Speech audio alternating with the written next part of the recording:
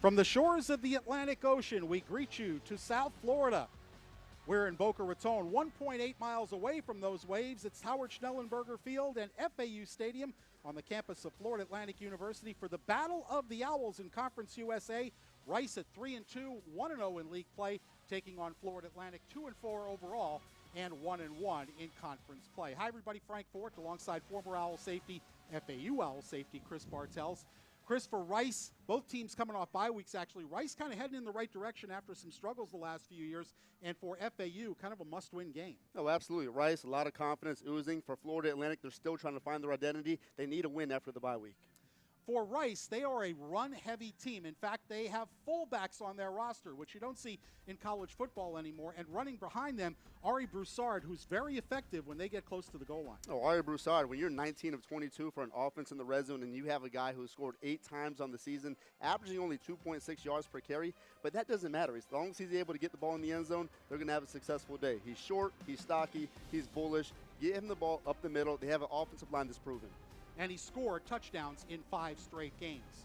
For the FAU Owls, well, their offense has been pretty good, 450-plus yards a game. And LeJante Wester is a guy they go to, their slot receiver. He's got 8 touchdowns to lead the conference. Yeah, for a guy undersized per se, 5'11", 160 and change, he's able to do everything that a normal receiver can do in terms of getting in space, taking the top off of the defense, getting over the defense, and making just great hands catches, adjusting in space, doing a great job. His next touchdown will tie the school record for receiving touchdowns in a single season. Beautiful night so far in Boca. We have 2 head coaches tonight, both that are sponsored. The Haggerty family head football coach for FAU, Willie Taggart, in his 3rd season with a 12-5 record here in Boca. And over on the other side, the Dunleavy family head football coach, Mike Bloomgren, in his 5th season at Rice. And you see the record overall. But Chris, as we said, they're 3-2 this year. And Mike feels that they're going in the direction he wants them to go. When he took over this program, his first spring practice, they only had 47 scholarship players. So he said he had to get the numbers and the quality up. Well, usually for a team like Rice, in the past, they have typically only recruited Texas. So what he has done is he's gone all over the place, all over the nation. Where are the best football players at? Can they buy into the culture that we're going to have here? And now in the 5th season that he's been at Rice, they're showing the fruits of their labor. FAU won the toss and deferred until the second half. Carter Davis will kick it off. Touchbacks on just 10 of 30 kickoffs this year. Juma Ottaviano is the deep receiver for the Rice Owls, and here is the kick, a directional kick. Fair catch signaled by Ottaviano, and he was on the sideline smartly when he took that ball. That means it's a free kick out of bounds and a penalty against Florida Atlantic. That's the 3rd time this year that Davis has kicked it out of bounds. Well, when you have that directional kick, it's almost like missing a chip shot. I'm not very good at it myself, but right there, you need to start off the game, have some good success, and like you mentioned, great smart play, fielding it out of bounds. The ruling on the field is a kick out of bounds. When the returner caught the ball, his foot was on the out of bounds line. Now that's a big difference. If you catch it and then step Ball out of bounds, be placed at the 35-yard line. Then that's down. the spot where they're going to get the ball. That would have been at the 5-yard line. But returners are taught if it's that tight to the sideline, step out of bounds and catch it. And therefore it's a free kick out of bounds and a penalty. Super smart play. TJ McMahon leading this offense for Rice. The JUCO transfer starting. They've had a ton of starting quarterbacks since 2017, 12 in fact. From the 35, McMahon out of the gun, fakes to Broussard. McMahon throws it deep and off the fingertips at the FAU 40-yard line of Isaiah Esdale, covered by Armani Eli Adams for the Owls. Esdale just play action pass. TJ McMahon has a steady pocket, reads off that play card there, has an open receiver, just can't connect on him. Esdale, the transfer out of West Virginia, has been a spark to this team, able to get open. 2nd and 10, again from the 35.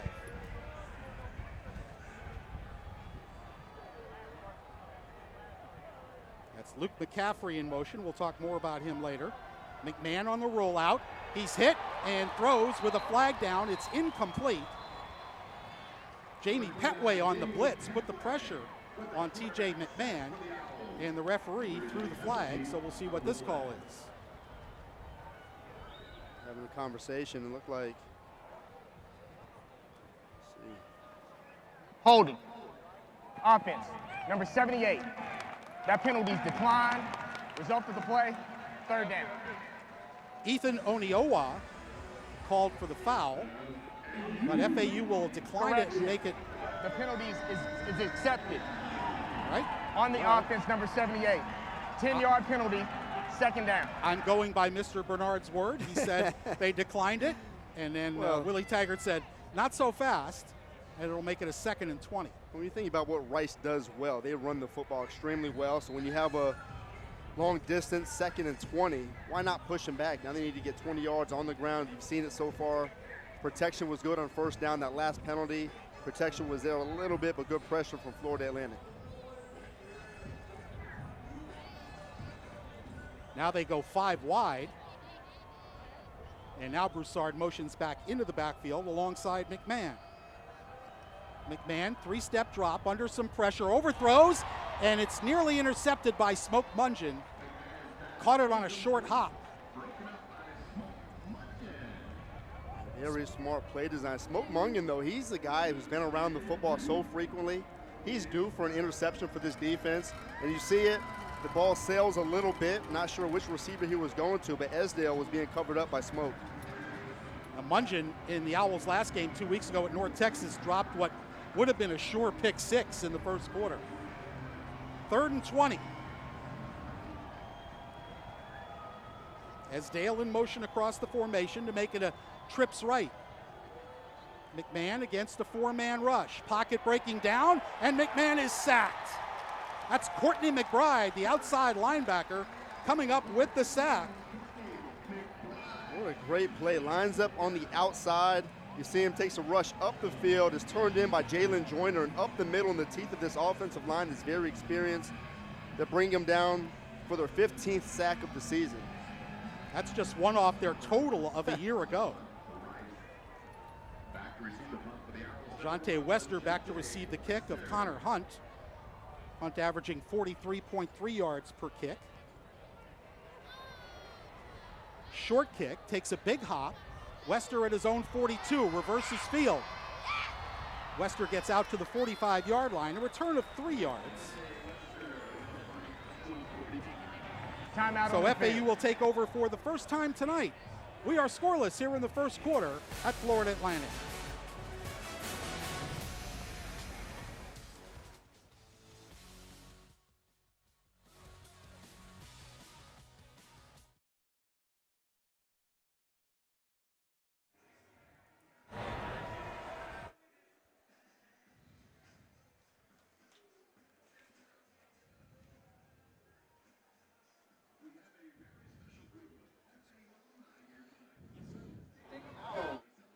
As student athletes, we push ourselves to be the best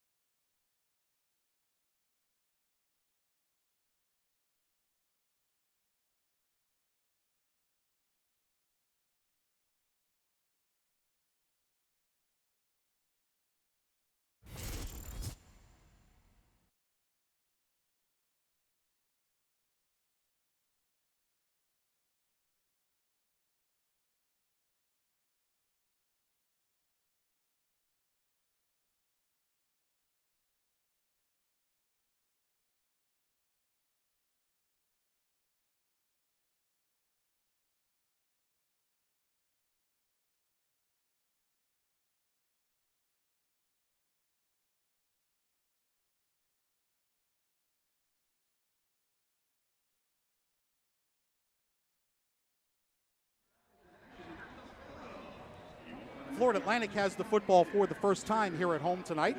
After a 3-and-out by the defense, the grad transfer Nkosi Perry, in his second season at FAU, has completed 57% of his passes, 15 touchdowns to 5 interceptions. He's also rushed for 3 touchdowns. The 18 total scores are second in Conference USA.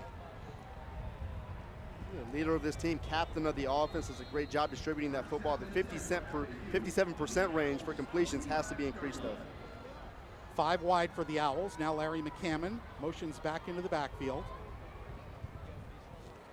Bubble screen to Wester. Wester picking up a block and gets about 7 yards before he's forced out of bounds by Dunbar. Jordan Dunbar making the tackle. It's a gain of 7. Yeah, good start for the Owls. Extend the football, get the perimeter out there. Florida Atlantic doing a nice job. A little bit of tempo now. Again, McCammon, the running back. They give it to McCammon. Tried to elude one tackler. He'll go down and lose 2 yards.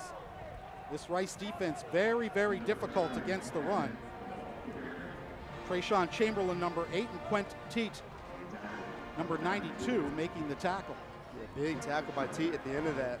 Collapsing on McCammon.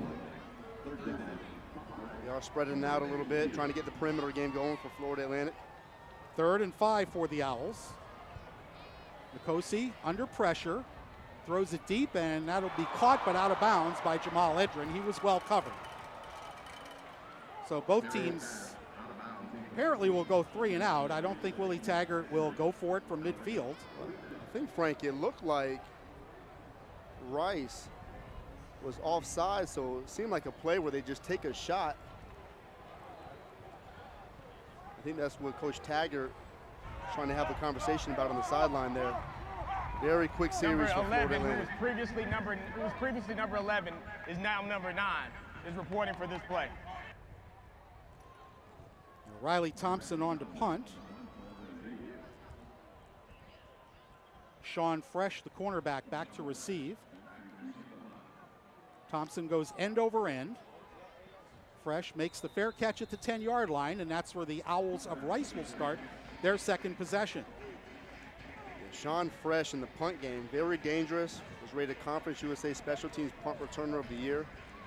Very confident at corner. Good matchup to look for against Owls on Owls action here.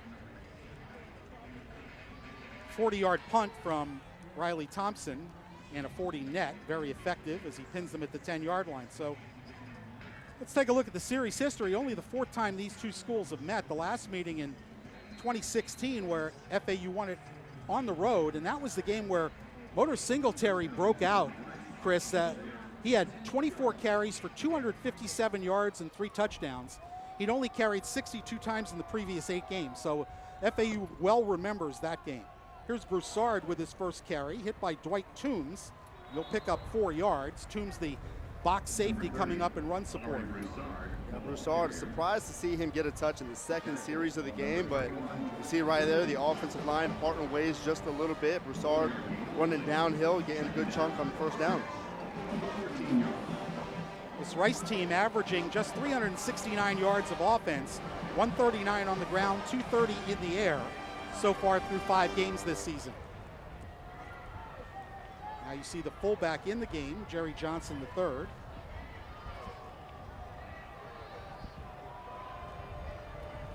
On 2nd and 6. Broussard again has a little bit of a bubble. Closes quickly. Latrell Jean there for FAU to stop the run, and it'll bring up 3rd and about 3. Extracurriculars there. Broussard in the face.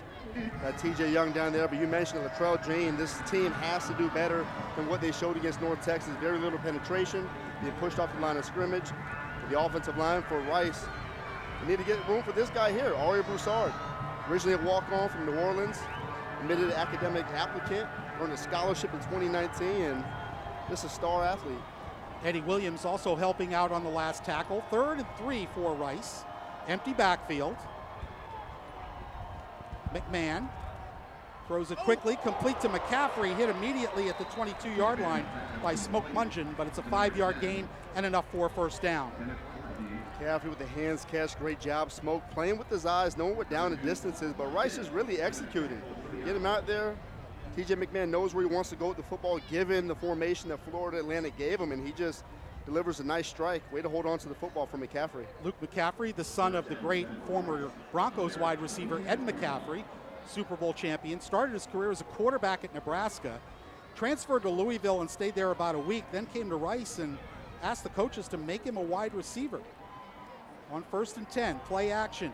McMahon deep down the middle. That is caught by his tight end. Or rather, that's number 2, Rosner, and Bradley Rosner is off to the races. Touchdown, Rice. 78 yards from McMahon to Rosner. His 16th catch of the season and his 4th touchdown. Here's Rosner over in the slot, play action pass. All the formation goes to the right for the defense, and at the point of attack, Toombs there tries to punch the football out, and Rosner just does a great job holding on to the ball, running into the end zone. Good play design, using what Florida Atlantic knows what Rice is going to do in terms of a run-heavy package. Use that play action pass and air it out over the top. Christian Van Sickle on for the extra point. And the kick is good, and with 10:24 left to go in the first quarter, Rice draws first blood. A 78-yard touchdown from TJ McMahon to Bradley Rosner as he pulled away from the Owls to complete the scoring drive.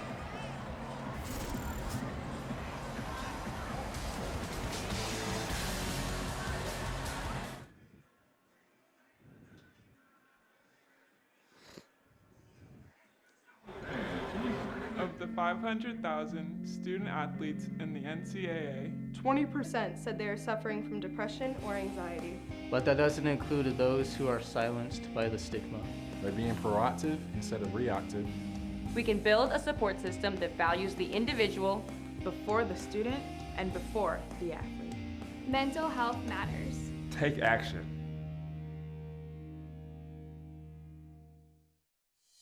Challenge the perspective the world sees you by. Answer the questions they're afraid to ask. You need grit. You need determination. Because this isn't just a campus. It's a coastline. This is Florida Atlantic University. Your future awaits. Thank you, Ms. Basil. You are the one who pushed me to be better. Thank you, Ms. Jackson. You were the one who taught me perseverance. Thank you, Mr. Dunkley. You were the one who believed in me. Ms. Severance, you were the one who taught me learning can be fun. Thank you, Ms. Williams. You are the one who accepted me for who I am. Thank you, Ms. Jasperson, for never giving up on me. Teaching is the backbone of what makes this country great. I have so much respect for the teaching profession. Thank you, teachers. Thank you, teachers. Thank you, thank you, thank you. Thank you, teachers. Great teachers change lives. Go teach.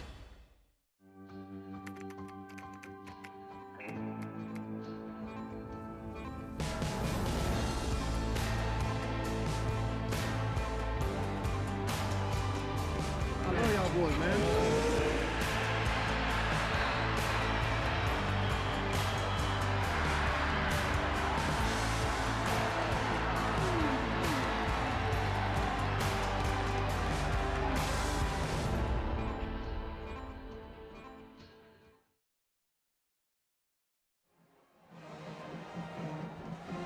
.24 remaining in the first quarter. Rice with a big play, 78-yard touchdown pass.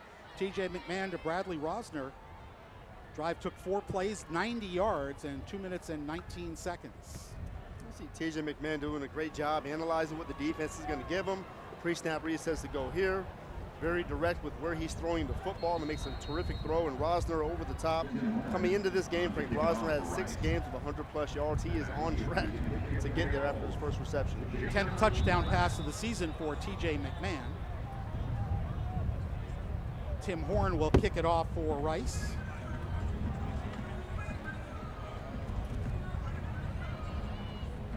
This offense has to find a way to respond now. Your defense has been damaged just a little bit with the big play.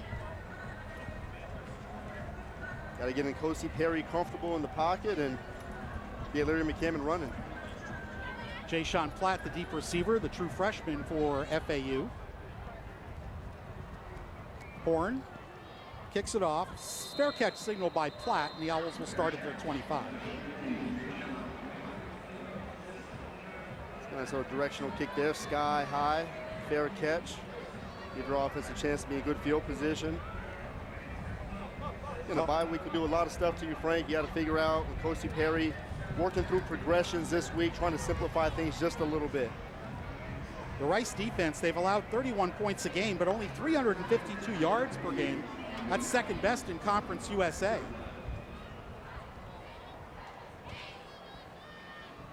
Double tight end for the Owls with Boatwright and Landy. That's Landy in motion. Out of the eye, Larry McCammon with his second carry. McCammon picks up close to 5 yards. Josh Piercy making the tackle, the outside linebacker.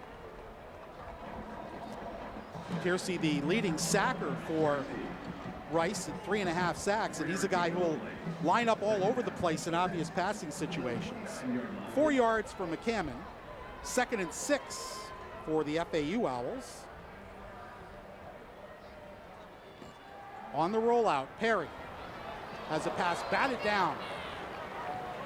One middle linebacker, Chris Conti, got his hands on it.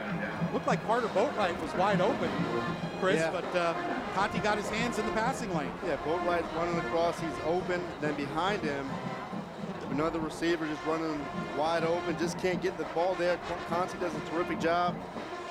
You don't really see that too much. Little bull collar he has on at linebacker. Yeah, real throwback there. 3rd and 6 for the Owls. Quarterback draw. Perry will pick up the first down. Gets about a yard or so past the line to gain. Trayshawn Chamberlain, the linebacker, making the tackle. This FAU offense, 47% on 3rd down. They are more manageable when they have that 3rd and long.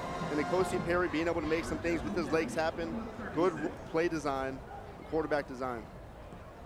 Kosi pulls this one on the read option and picks up about 4 yards.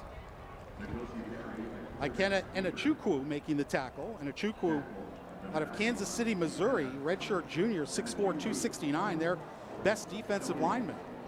Enechukwu, he's a different specimen. He's a motor, pushes the line of scrimmage. Another bubble screen, and LeJante Wester dropped it. Thought about running before we caught it, and that old drop situation, Chris, pops its head up again. Yeah, has some perimeter blockers as well.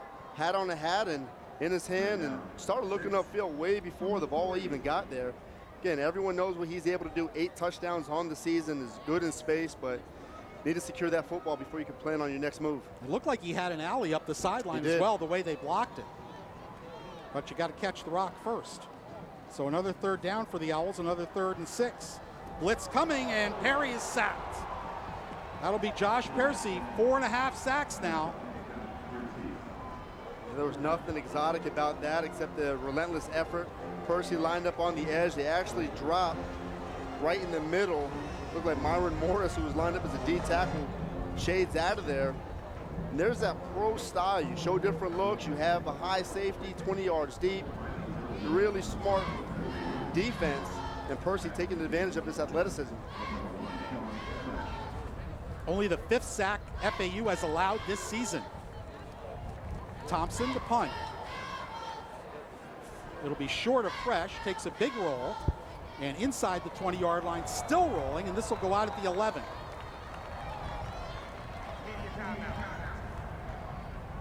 So we will take a break. 8:17 left to go here in Boca. It's Rice 7, FAU nothing.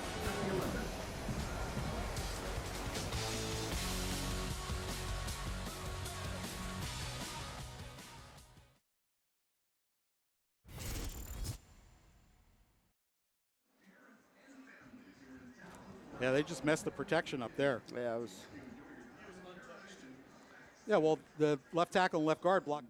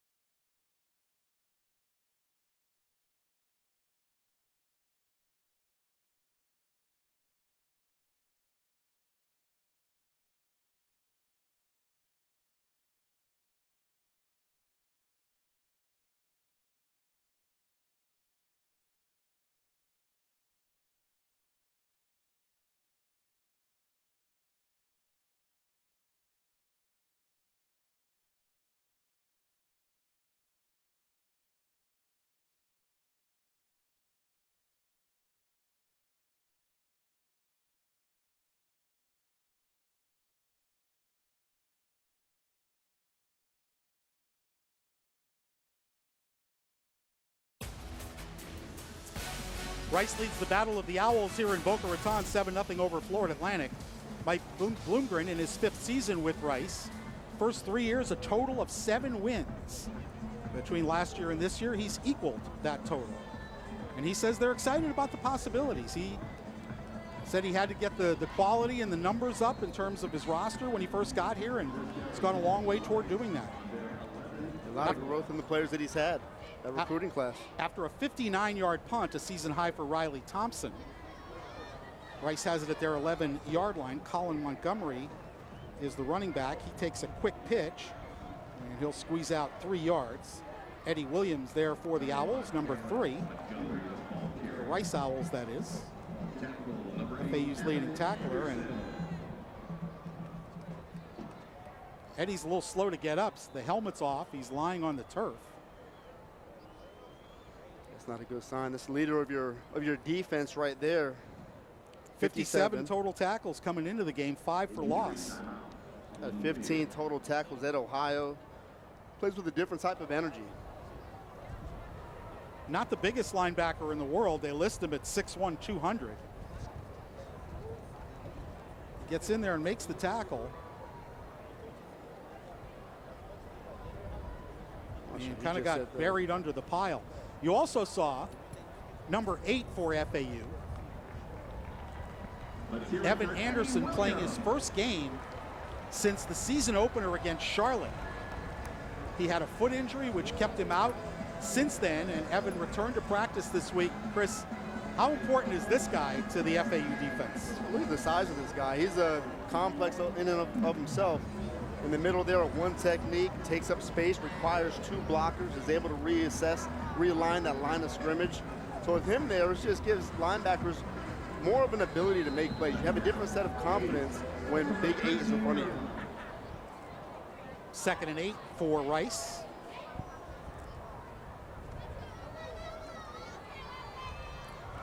Quick throw out to Montgomery, gets some good blocking on the outside, crosses the 20 to the 22-yard line, and should have a first down. Amari Wansley making the tackle for FAU. Play design is set up. You have a blitz on the outside by Petway, and it's clear, easy for him to make a catch and in space. Cameron Montgomery at 5'5", 159 is going to make a few people miss. Justice Cross seeing his first significant action of the year. Number 33, linebacker, also helping out on the tackle. But it is a Rice first down just past the 21-yard line. Seeing 2 high safeties making the check for TJ McMahon at the line of scrimmage. Cameron Montgomery, the running back. Play action from McMahon.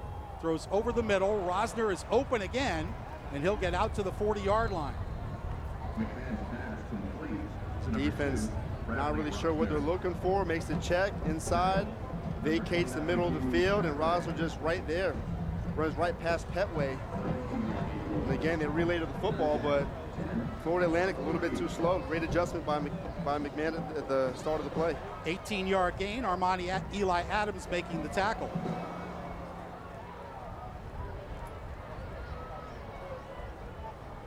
McMahon checking off at the line of scrimmage. Montgomery has a hole to the right. It's well blocked. There goes Montgomery. Finally run down by TJ Young at the FAU 40-yard line. 20-yard gain. Simple 12 personnel, 2 tight ends. You either max protect or run it down their throat, and does a good job getting out in space. Smoke Mungy getting put on skates, and just a great job by the offense here. Cameron Montgomery, you can see it's a 1-2 punch, brings a different level of speed to the field when he's out there. Jamie Petway was unblocked in the hole but could not make the tackle. First down Rice from the FAU 41. Ari Broussard back in the game at running back. Fake to Broussard. Plenty of time for McMahon, throwing down the middle, and it's caught. And still going to the 13-yard line, that's Rosner again. Bradley Rosner is torching the FAU secondary so far. They stay in max protect, both tight ends stay in, release valve outside, and Rosner just working in the soft spot of the zone. Smoke misses a tackle at the point of attack, and Rosner is up over that 100-yard mark so far, which makes it another game, 7 games of 100 yards plus receiving. 29-yard gain. Rice threatening again, already leading 7-0. Broussard in motion, 91% for Rice, scoring in the red zone. McMahon tries a quarterback draw, got away from one tackler, got away from Gene, and picks up 3 yards. Courtney McBride making the tackle. The design quarterback run, they pulled guard and tackle to get out of there, or center and tackle to get out of there. And Latrell Gene just does a really good job getting in the line of scrimmage and forcing McMahon to cut it back inside. Again, the red zone, very effective, very efficient. Ari Broussard is the guy to stay active for. Bradley Rosner already with 3 catches for 126 yards and a touchdown. The 6'5" redshirt senior from Needville, Texas. 2nd and 7 for Rice. Ball just inside the FAU 10. McMahon looking to throw. And just throws it out of the back of the end zone. He had Ari Broussard in the flat there. And that's part of what McMahon likes to do. Keep his eyes downfield, extend the play a little bit, stretch it out, take a few chances. There's definitely an opportunity for Florida Atlantic to turn them over a little bit, especially here in the red zone, pressing it a little bit more. Rice has scored 20 of 22 previous trips to the red zone with 16 touchdowns. 3rd and 7. They can get a first down at the 3-yard line.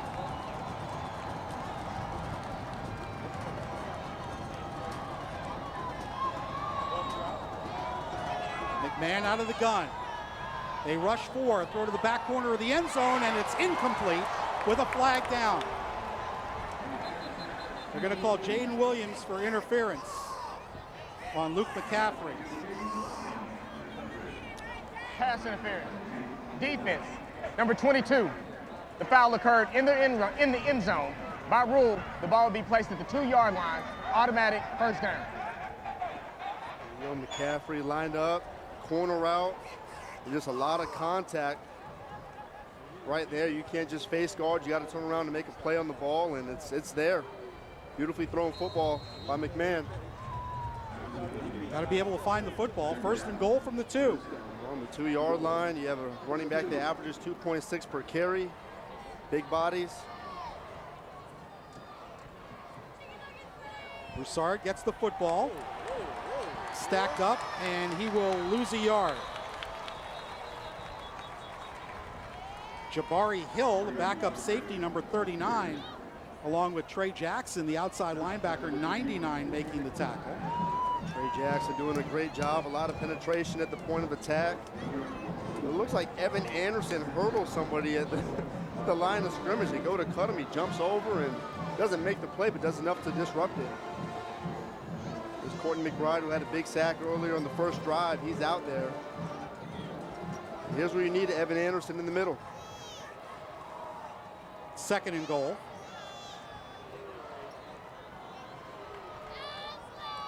Broussard again.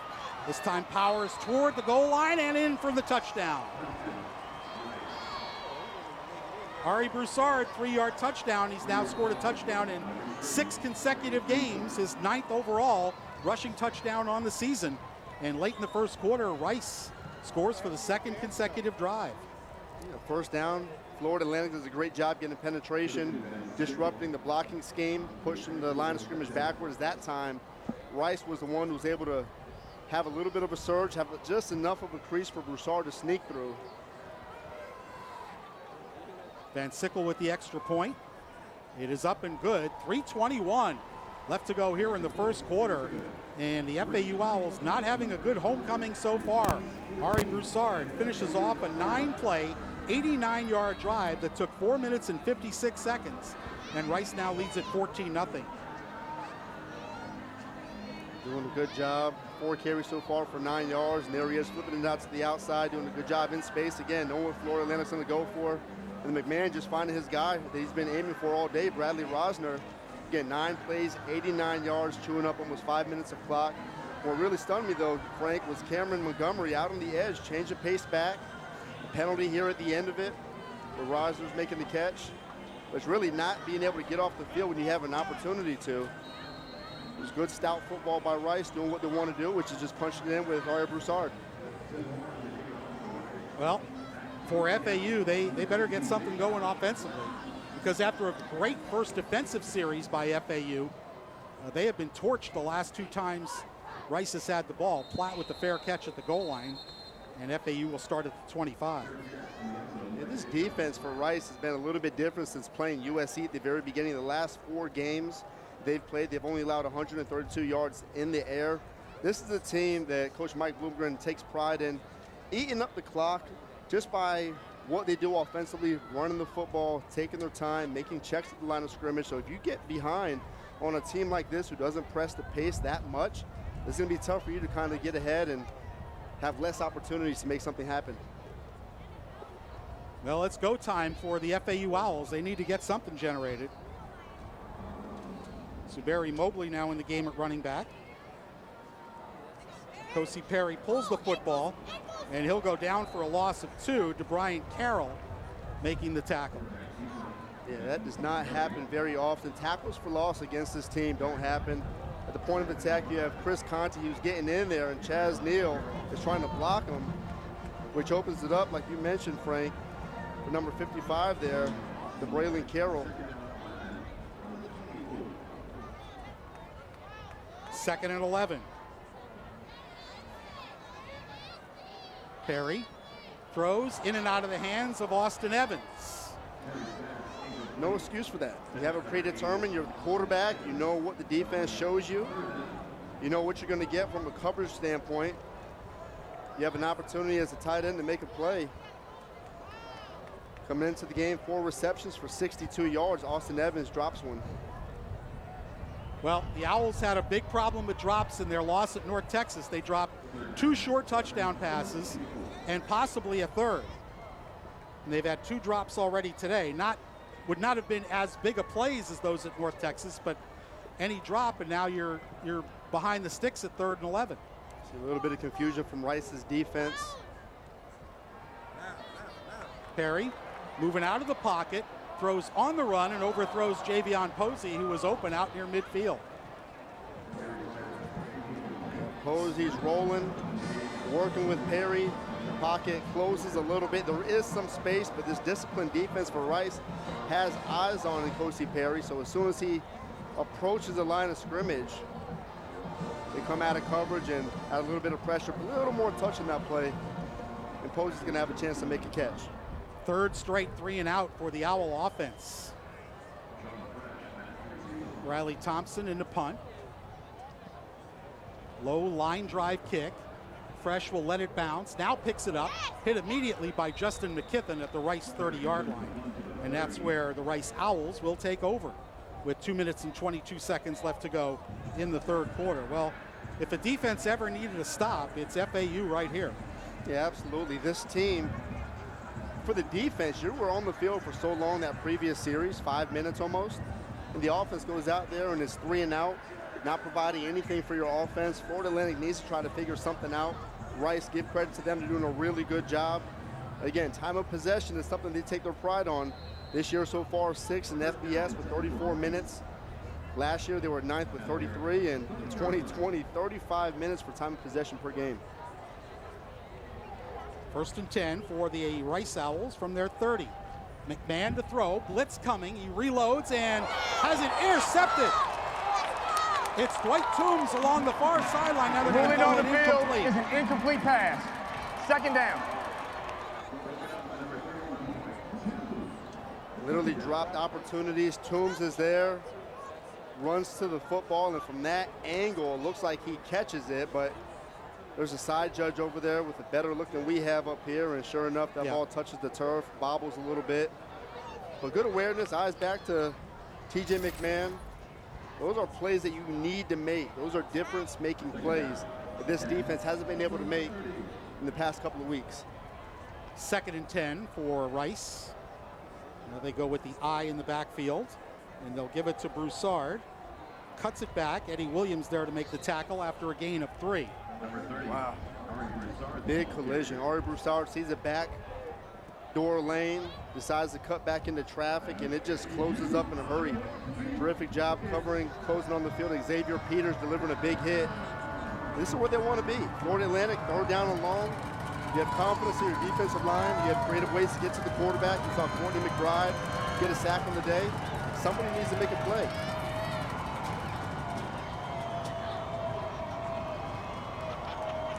Third and 8 from the Rice 32.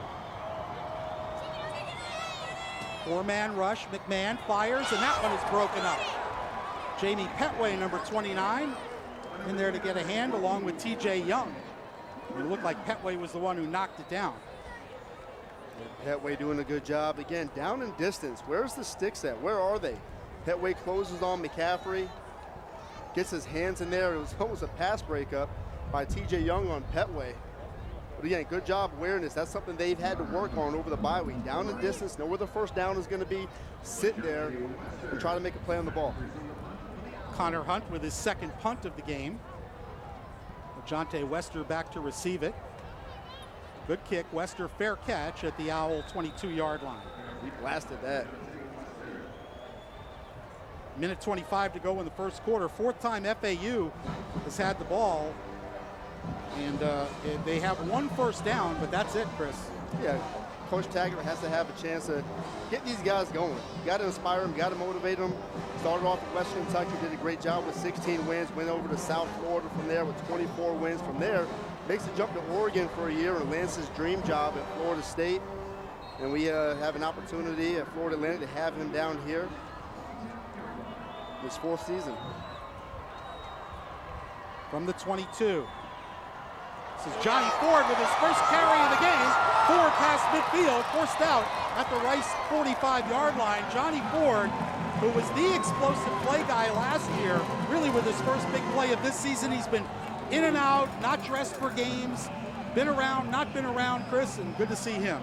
Yeah, absolutely. It's just a different gear. Johnny Ford is that elusive, explosive running back, something that they have been lacking in terms of big play potential out of the backfield. 34-yard gain. Ford again, this time taken down after a gain of 2.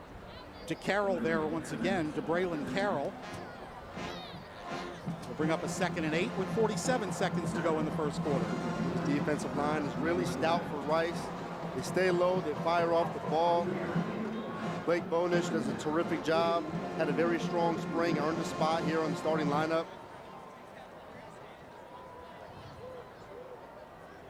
Second and 8. Johnny Ford once again cuts it back and picks up about 3 more yards. Trey Schumann, number 7, coming in to make the tackle.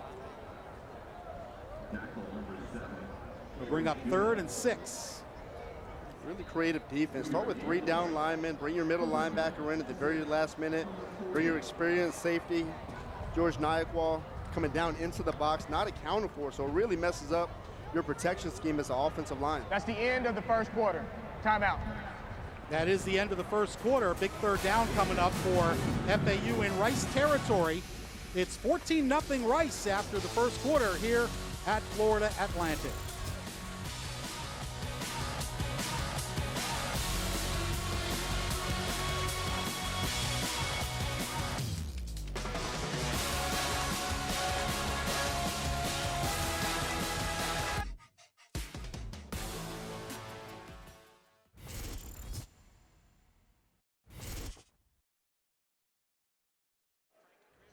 Yes. Thank you. No, not really.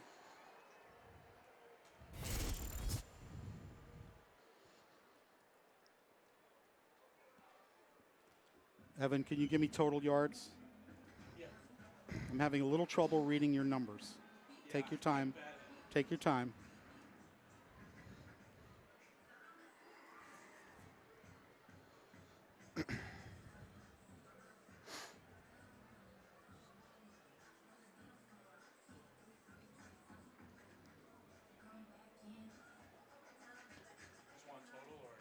Total.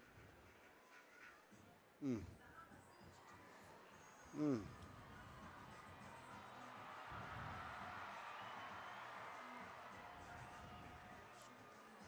Ford's longest rush this year before that was 7 yards. Ford's longest rush before that this year was 7 Yeah. yards. Sorry, say that again, Tommy.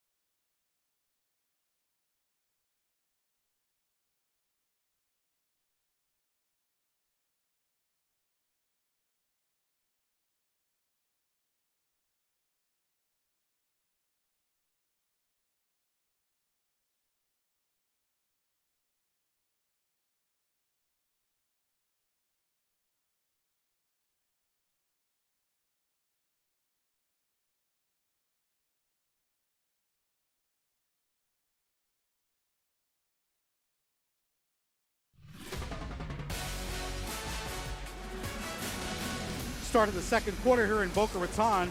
Beautiful night for football, but things not going very well for the home team right now as Rice leads at 14-0 and a big third down coming up for FAU. So far, 2-4 for FAU, and really, Chris, a couple of those games that got away at Ohio and Purdue, they were winnable games. Yeah, 3 points or less. The fourth quarter, the last drive of each game, really sputtered out, had an opportunity to win, and we'll be talking about a different feel for this team. Total yards in the first quarter, Rice 168, FAU 48. That is lopsided football. Big 3rd and 6 coming up. Perry against just a 3-man rush.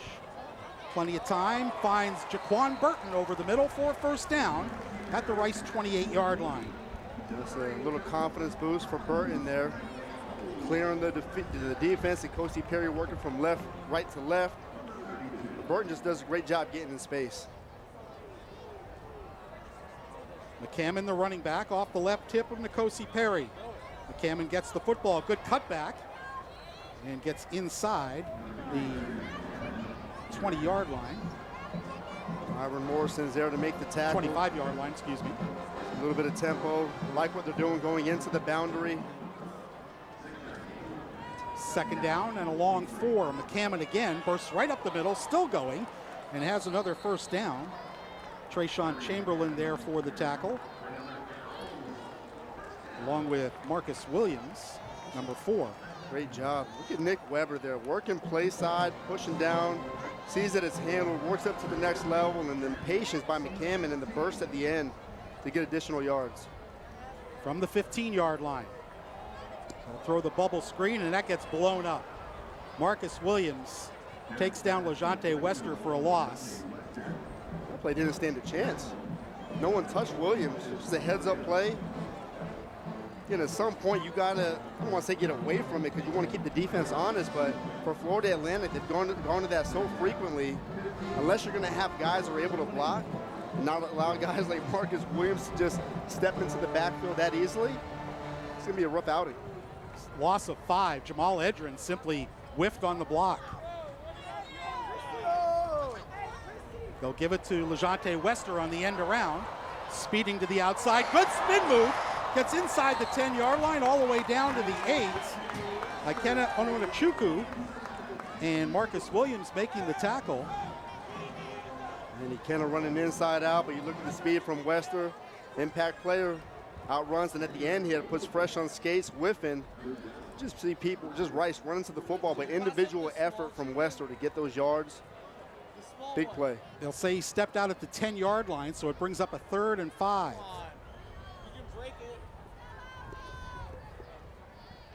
Burton in motion, give to McCammon. McCammon down to the 5-yard line and very close to the first down. Myron Morrison, number 33, hanging on to the shirt tails. That was a big play. They brought pressure from the right side of this offense and just cuts it back.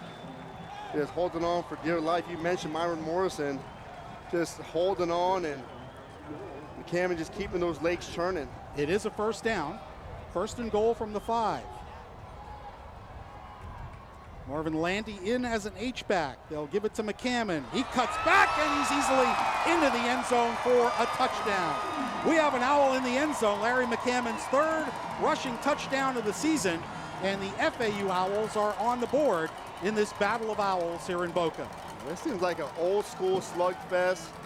Multiple tight ends on the field, fullbacks in the backfield, leading up through the middle. This McCammon's vision sees it backside, a little bit of a crease, untouched into the end zone. 10-play, 78-yard drive, 4:20 off the clock. Morgan Suarez in for the extra point. Nick Marino the snap, Willie Taggart Jr. the hold, and the kick is good. 12:05 left to go here in the second quarter. FAU getting on the board. Larry McCammon with a big hole. Just walks into the end zone.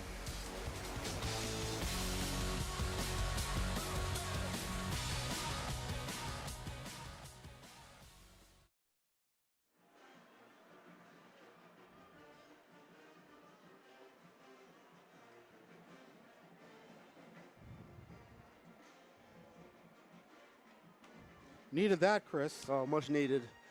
Much needed. Good to see Ford out there. Yeah.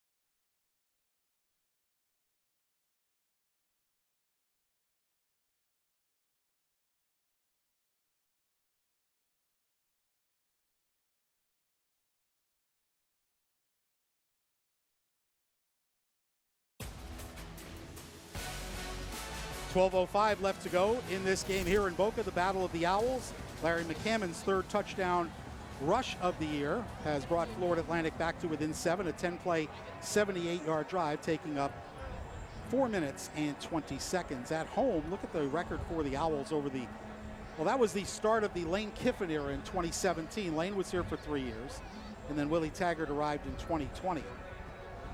Yeah, they take a pride in this place of defending paradise. They have flags in the fan section across the way, and for whatever reason, Frank, this team has played a lot better at home than they have on the road.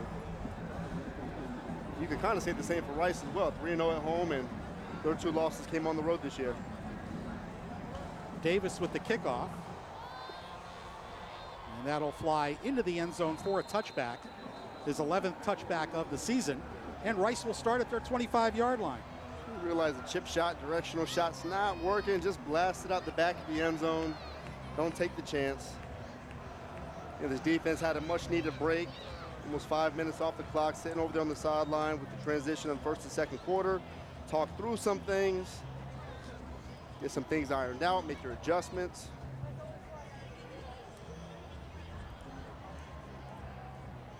FAU changing defensive personnel once they see the position grouping or the offensive grouping for Rice, as Rice goes with multiple tight ends. Broussard, the running back. They'll give it to Broussard. He got away from Eddie Williams, got away from Jaden Williams, and finally pushed out of bounds by Armani Eli Adams. 31 personnel. I haven't seen that in a very long time. 3 tight ends lined up on the front side, and that time the play's leading there in the inside zone. Eddie Williams misses in the hole. Ari Broussard, stiff arms another defender. Just closing on the play. Big ball, just 39 rushing in there. Jabari Hill. It was Jabari rather than Armani. The 39, the 9 looks a lot like a 0 from up here. 16-yard gain and a first down. McMahon to throw. Over the middle, and that ball is caught inside FAU territory. It's the tight end, Jack Bradley. And he is finally wrestled down at the FAU 43. Jack Bradley just running away. It's rare that you have safeties lined up on tight ends with a team like this where Rice is able to just have their tight ends run right down the field. Crossing routes, good lane for McMahon to throw into. Another 16-yard gain. Tight ends have been problematic for the FAU defense this season, Chris. They've been hurt quite a bit by tight ends. Yeah, they've been exploited. It's about the linebackers. Can you match up well against tight ends? And they haven't been able to so far. On first down, McMahon to throw again. Has time. Throwing deep. Open receiver, and he overthrew it. Wow.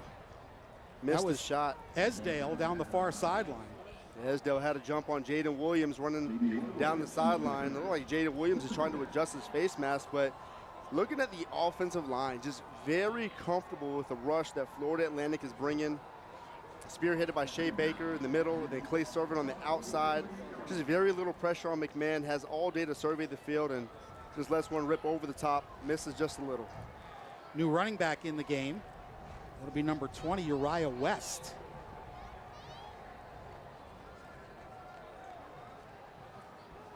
West gets the football. Evan Anderson plugged up the gap and holds that to a gain of 2. Those big guys in the middle. Such a luxury to have somebody like Evan Anderson in the middle. It takes some pressure off Latrell Jean as well. Not that he feels any pressure, but when you have to be the big man in the middle going from a 3 technique to a 1 technique, things are a little bit different. Evan Anderson in there, you give yourself a little more range to make some plays, and this is the part where FAU has to get off the field. They have to force something to happen. 36% on 3rd down into this game is not very good for the defense. 3rd and 8. McMahon out of the gun. FAU rushing 4. McMahon throws down the seam and overthrows. He had McCaffrey breaking in between the Owl zone defenders. He just missed it. We'll cover 2 on the top side there. And there's no slot defender that gets a hand on McCaffrey. And if that's going to be the case, if McCaffrey's able to run down the field that clean, there's no reason to miss him. Petway was in the window just a little bit, but it shouldn't have affected the football from TJ McMahon. So on 4th and 8 from the FAU 41, Rice is going to go for it.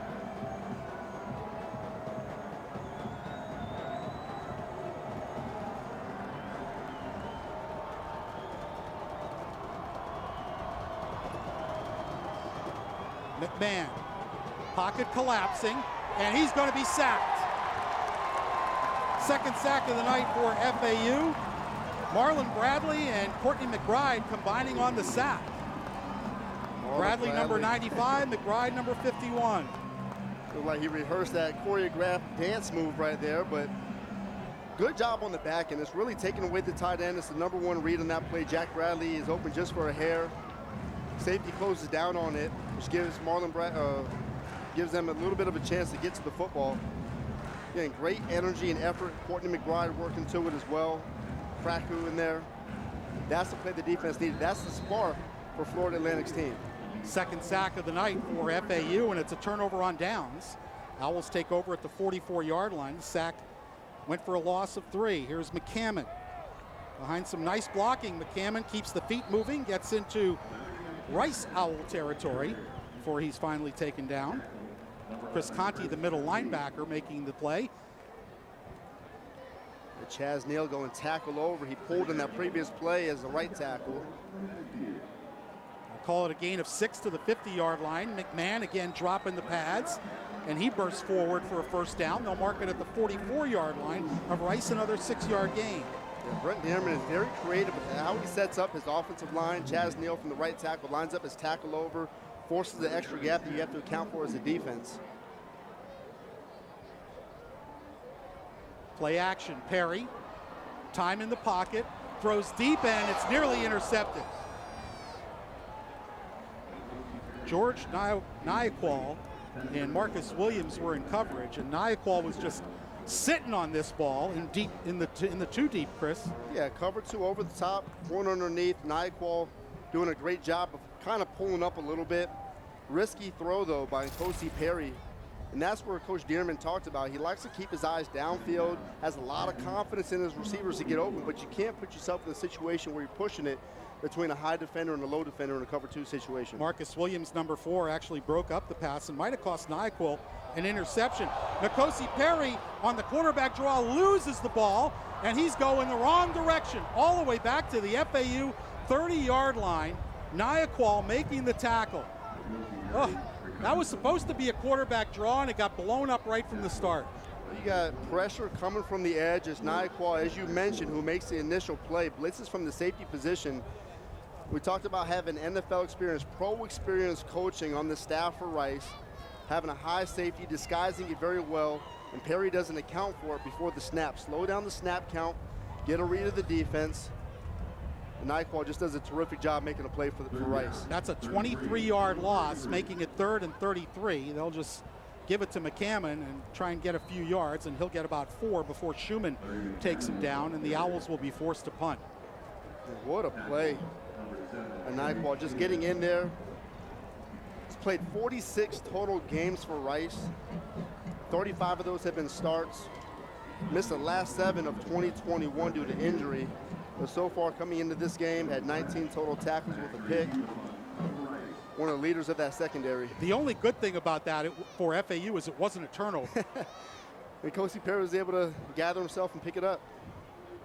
Riley Thompson takes a couple of rugby steps and rifles this punt deep, fresh, back inside his 15-yard line, and he'll go down immediately. Tremendous coverage by Tony Johnson Jr., the backup wide receiver. What a kick, what a boot. Timeout on the field, 7:26 left to go second quarter. It's Rice 14, FAU 7 here in Boca Raton.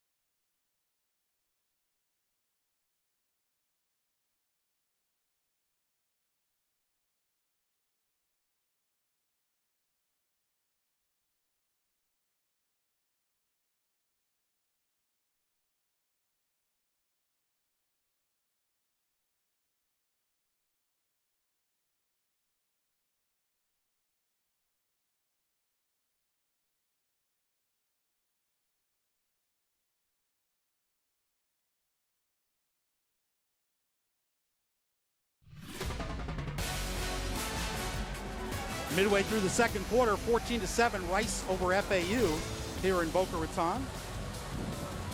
Rice was up 14-0. Owls get on the board on a, FAU Owls that is, on a Larry McCammon touchdown run. How about some avian nicknames? Cardinals. You know what a Chanticleer is, right? No idea. It's a rooster. A rooster? Coastal Carolina. Okay. It's a rooster. Ducks, Eagles, Falcons, Gamecocks, Hokies.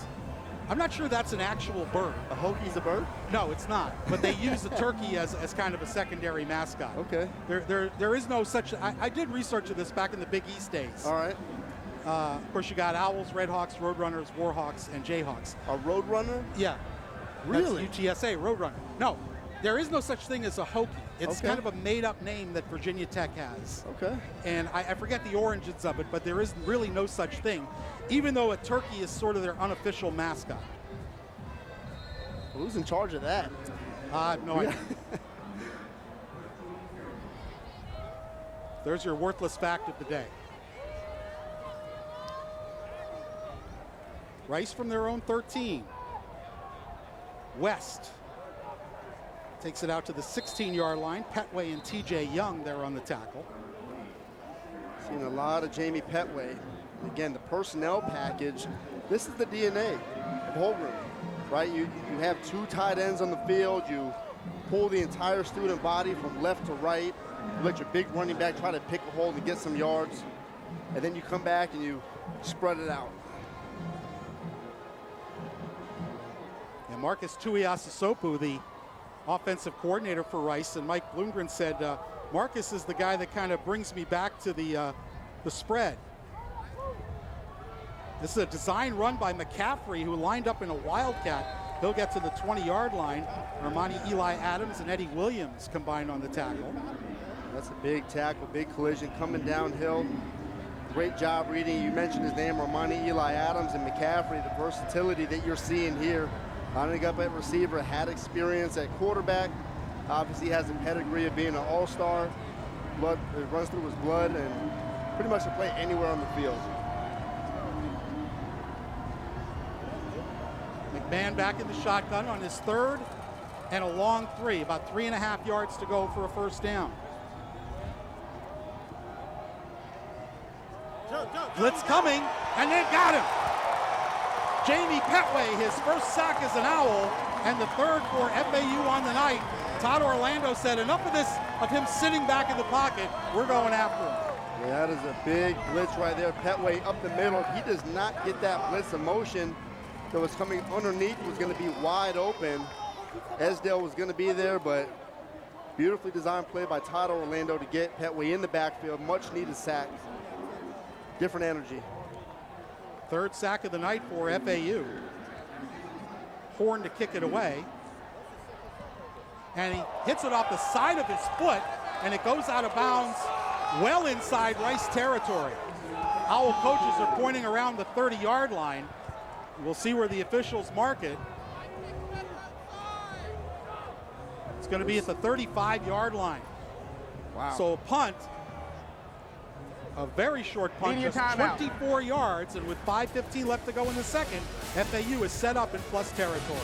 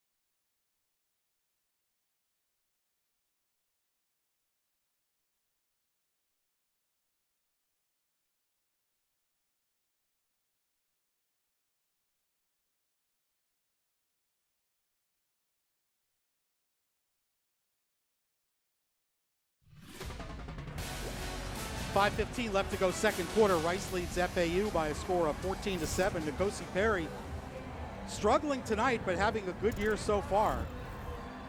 You see passing yards per game, 4th in the conference. Yeah, but you got some big names up there. Austin Reed for Western Kentucky, Frank Harris from last year, Chase Cunningham, Middle Tennessee, then Austin Ani, who we were able to see a little bit before the bye week. But it's Nkosi Perry, who a few drops here, a few misreads here, and those numbers are going to be inflated. Just 3 of 9 tonight for 14 yards. Here's Johnny Ford. Gets a block from Boatwright and scoots out of bounds inside the 35 at the 33-yard line. Gain of 2. That perimeter game is going to do a lot for Florida Atlantic's offense, being able to open up the inside a little bit. Again, seeing Ford out there is a different dimension to this offense that they don't have with other running backs back there. 2nd and 8. Imperative that FAU gets points after the short punt. Here's Ford again, slips one tackle, slips a second, and Enechukwu drags him down at the 30-yard line after a gain of 3 or so. Bring up 3rd down. See how elusive and shifty he is. Carroll's getting there to the football. We also have Chris Conti running around, doing a great job in the middle. Ford just making people miss, not even in space, but just in a phone booth, being able to shake people off. FAU 3 of 7 on 3rd down. It's 3rd and about 4.5. They have to go, the line to gain is between the 20 and 21-yard line. That's Barry Mobley in the backfield. Here comes the blitz. It's picked up. Throw is dropped by LeJante Wester under some good coverage. Lamont Narcisse, the backup cornerback, making the play. Narcisse was all over them. LeJante had a chance there. Yep. And this is right on the cusp of their field goal line. It would be about a 47, 48-yarder from here, and FAU is going to spend a timeout to talk about it. Not a bad call. You want to think about it. You want to timeout, Florida Atlantic. Want to get your First birds in a row. timeout of the half. Media timeout. So we will take a break. It'll be 4th down and 4.5 for the FAU Owls when we return here at Howard Schnellenberger Field at FAU Stadium on the campus of Florida Atlantic University.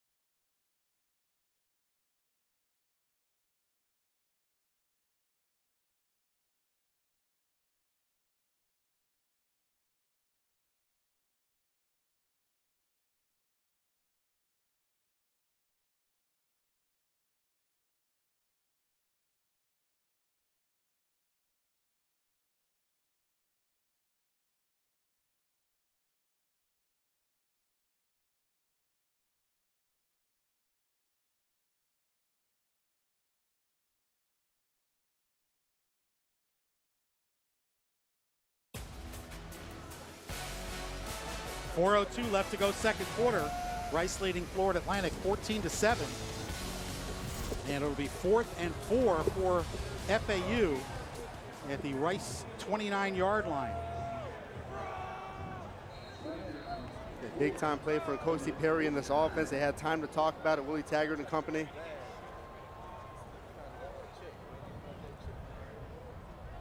Perry with the blitz coming.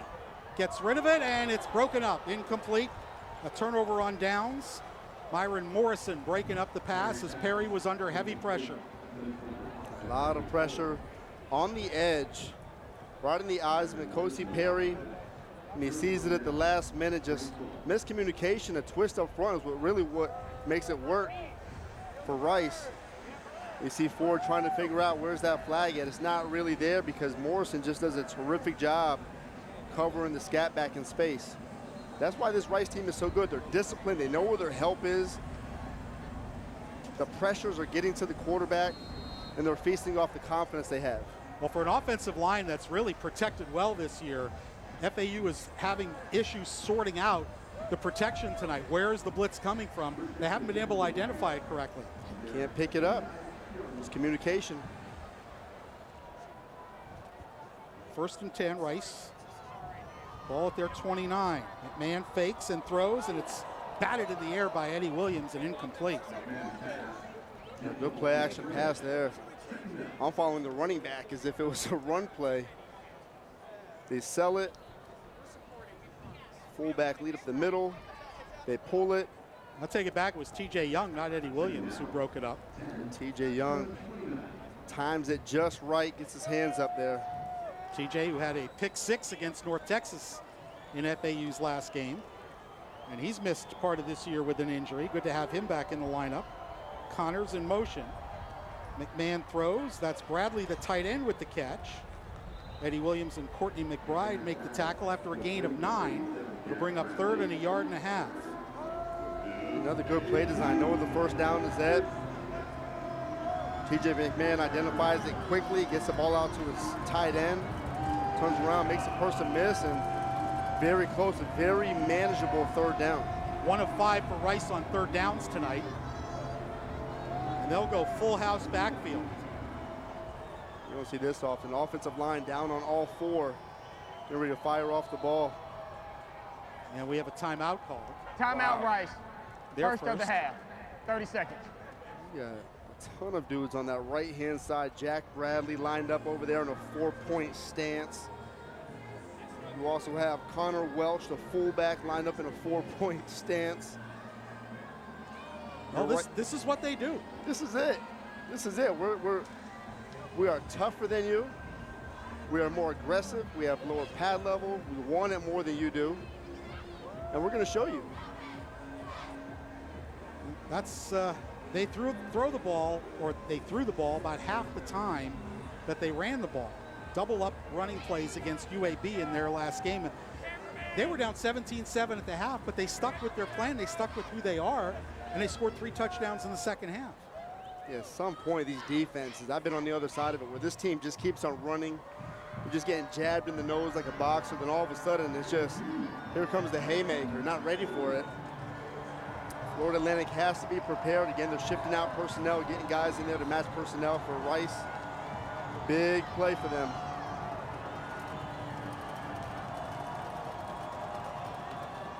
They might just take the snap and try to push McMahon and just push the pile. That wouldn't be a bad idea.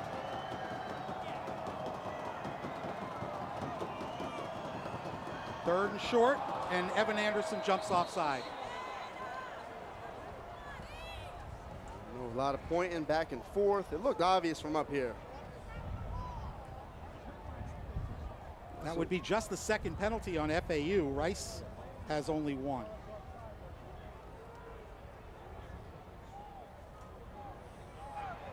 Offside. Defense with contact. Number 8. That 5-yard penalty results in a 1st down. All that excitement for having offensive linemen 4 down. Evan Anderson trying to time it. Fullbacks are there. Yeah, not a soul moves in that offensive line. No 1st down Rice, fresh set of downs at their 43. There's TJ McMahon checking the cover. See 1 high safety, the bracketing on the bottom there. 1 press corner, 1 high safety. They'll give it to Connors, and he's swallowed up by Jacob Merrifield for a loss of 2. And Merrifield really came on the scene against Ohio with Evan Anderson missing. Earning some starting time, doing a great job. Just working across the face. of Isaac Karkowski. Again, just good individual effort. Those plays there matter. Disrupt the entire play. Second and long, again, not a real situation that Rice likes to be in, but they've been very fortunate. They've been able to get guys open, wide open for that matter. Bradley Rosner, look for him. McMahon 7 of 15 for 164 yards and a touchdown. Connors in motion. McMahon reloads, trying to get away from McBride, and does. McMahon still racing to the sideline, and that ball is intercepted or caught. It's an interception. Smoke Lungin with the pick. And the Owls have a turnover with 2:21 left to go in the first half. Good effort there. Ruling on the field is an interception by Florida Atlantic. There's First TJ down. McMahon extending it. People are bearing down, and it's the right toe drags, and it's remarkable that past couple games that Smoke Mungan has had an opportunity to make an easy interception. It's that one where he's diving out of bounds and drags the toe. Yeah, degree of difficulty was a lot harder on that one than the chance he had last week. Just the coverage, the amount of time that McMahon had back there to survey the field, and as a defensive back, it's so tough to cover for that long. It's expertly done. Well, FAU just 86 yards of offense here in the first half. They're set up in plus territory again. McCammon squeezes out 3 yards. Morrison gets off the top of the pile and Teat off the bottom. For Florida Atlantic, this is kind of where you want to be. You're going to get the possession back at half. You have an opportunity to knot it up going into halftime. And if you're Rice, whatever it takes to get off the field here, do not let points get on the board for Florida Atlantic. Johnny Ford in the backfield for the Owls of FAU. Johnny Ford with a great move. Johnny Ford shaking and baking some wiggle to the 29-yard line and a first down. Trayshawn Chamberlain finally got him to the ground. The human joystick starts off hard to the right, cuts it back, follows his blocks, makes people miss in space. So really good job, individual effort, but it's the blocking. Offensive line getting able to get a hat on a hat. False start. Offense, number 69. 5-yard penalty, first down. Brendan Bordner, who will feature at halftime, guilty of the false start. But he's been a great find for FAU, coming as a grad transfer from Rutgers, has really solidified that left tackle position. Yeah, Brendan Bordner. They also have Dorian Hinton from Middle Tennessee. Those guys on that side, very quiet guys, but their energy, the offensive line feeds off of it. Ball moves back to the Rice 34, first and 15. Ford on a draw, picks up about 5. Morrison again making the tackle. Make it a gain of 4. It'll be 2nd and 11. I like how Florida Atlantic responds to the pressure of Rice's blitzes. They're bringing additional guys off the edge, sinking in the middle, have the defensive lineman back off the line of scrimmage. So have those guys run up the field. And then just have your scat back go in the middle. Call it 2nd and 12. Perry. Deep to the corner and incomplete, intended for Edrin, who's looking around at the officials for a hold, and he's not going to get the call. And Trey Schulman is bearing down on him, and then Kosi Perry shaking up just a little bit, 7-on-7. And Edrin over there running away from people, and it looks like he was held at the top of the route. Not going to get a call, no one saw it. Willie Taggart having a conversation, planning it out again. Need to get points on the board here. Perry just 3 of 12 for 14 yards in the first half. Really shocking numbers from a guy who's been really good this year. Thank you so much. They fake the draw. Perry forced out of the pocket, and he's going to have to run. Might have waited for Brendan Bordner to get out there and block for him. Trayshawn Chamberlain makes the tackle, about 5 yards short of a first down. You mentioned these guys. Trayshawn Chamberlain, just 37 games he's played in. Just remarkable. The seniors that they have on this team, and for having guys like that, Frank, they have a lot of underclassmen as well. A lot of freshmen and sophomores. They're going to let this clock tick down and take a timeout and try for the field goal to make it a 4-point game. FAU does get the second half kickoff. Some Kosi Perry Timeout, walking. FAU. Second charge timeout of the half. Just 111 yards of offense for FAU in the first half. Take a look at the stat sheet Please here. reset the game clock to 3 seconds. It's about as lopsided as you're going to see. 204 total yards for Rice, 111 for Florida Atlantic. A couple penalties for Florida Atlantic. Well, still, you're sticking in there. You ran 36 plays if you're FAU. For as bad as they've played, according to the stat sheet, they still have an opportunity. Well, this will be a 42-yard attempt for Morgan Suarez. He's 6 of 8 on the year. His long is 43. And he's 2 of 3 between 40 and 49 yards. Nick Marino, the holder. Willie Taggart Jr., excuse me, Marino, the snapper. Willie Taggart Jr. is the holder. Suarez from 42. Kick is on the way, and he missed it.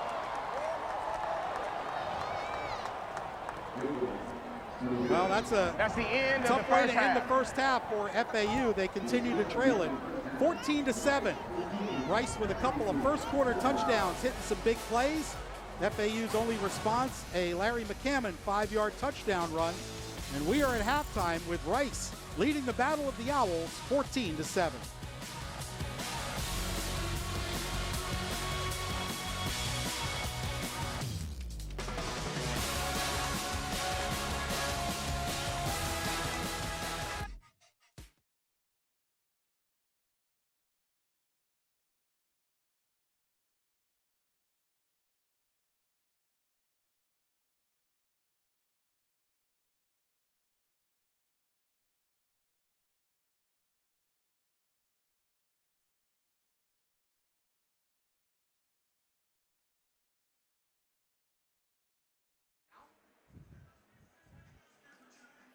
Not listening.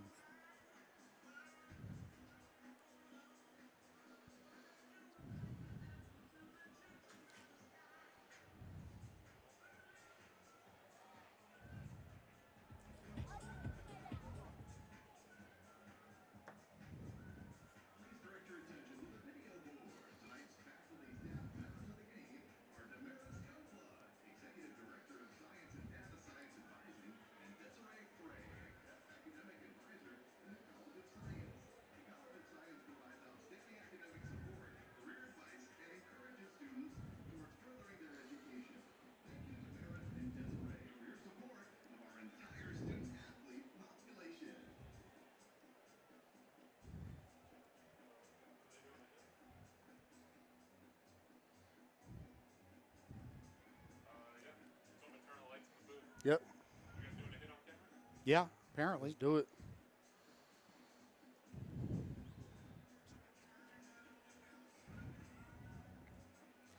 I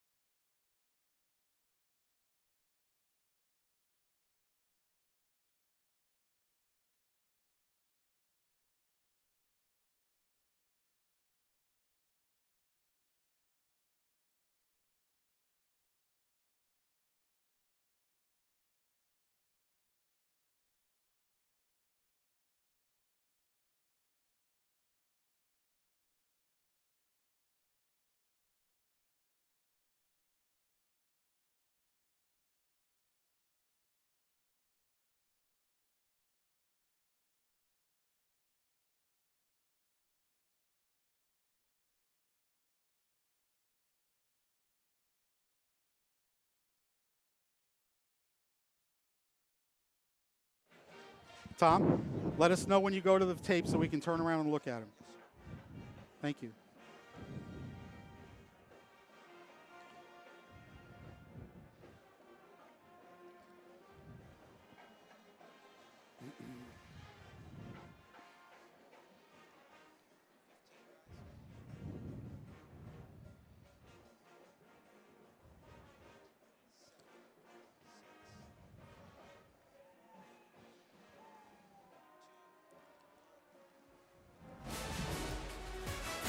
We welcome you back to Boca Raton Conference USA action tonight as the Rice Owls lead the Florida Atlantic Owls by a score of 14-7 here at halftime FAU Stadium and Howard Schnellenberger Field. Frank Fort alongside Chris Bartels, and Chris, Rice got off to a great start, scored after a 3-and-out, scored on their next 2 possessions. Their defense is really, in all but one drive, shut down FAU, even though FAU's had really good field position late in the second quarter. Yeah, Florida Atlantic has done not a very good job passing the football. Only 3 receptions on the day, 14 total yards. You look at what Rice is doing so far. Bradley Rosner really just stepping on the scene, 3 receptions, over 100 yards already. Kind of getting away from what Rice does well, which is run the football. But until Florida Atlantic can show they can stop the pass, they're going to keep going after it. Let's take a look at some of those first half highlights. And the aforementioned Bradley Rosner really torched the FAU defense in the early going, including this 78-yard touchdown. Just over the top, away, have a chance to make a play at the top of the route, and Florida Atlantic defenders just can't. He cruises into the end zone easily. That put Rice up 7-0, and Rosner continued to go to work. 3 receptions, 126 yards in the first half, and with a 1 touchdown, and FAU just had a hard time covering it. Well, not the coverage, but it's the protection that TJ McMahon has all day to survey the field. Guys are able to run away. Then Ari Broussard gets a rushing touchdown for the 6th consecutive game for Rice, his 9th overall touchdown on the season. Johnny Ford with a little bit of a spark, a 34-yard run. Yeah, I would say a little bit more than a spark. He got the entire sideline excited, got the stands excited. They come back, and Kosi Perry surveying the field, distributing the football.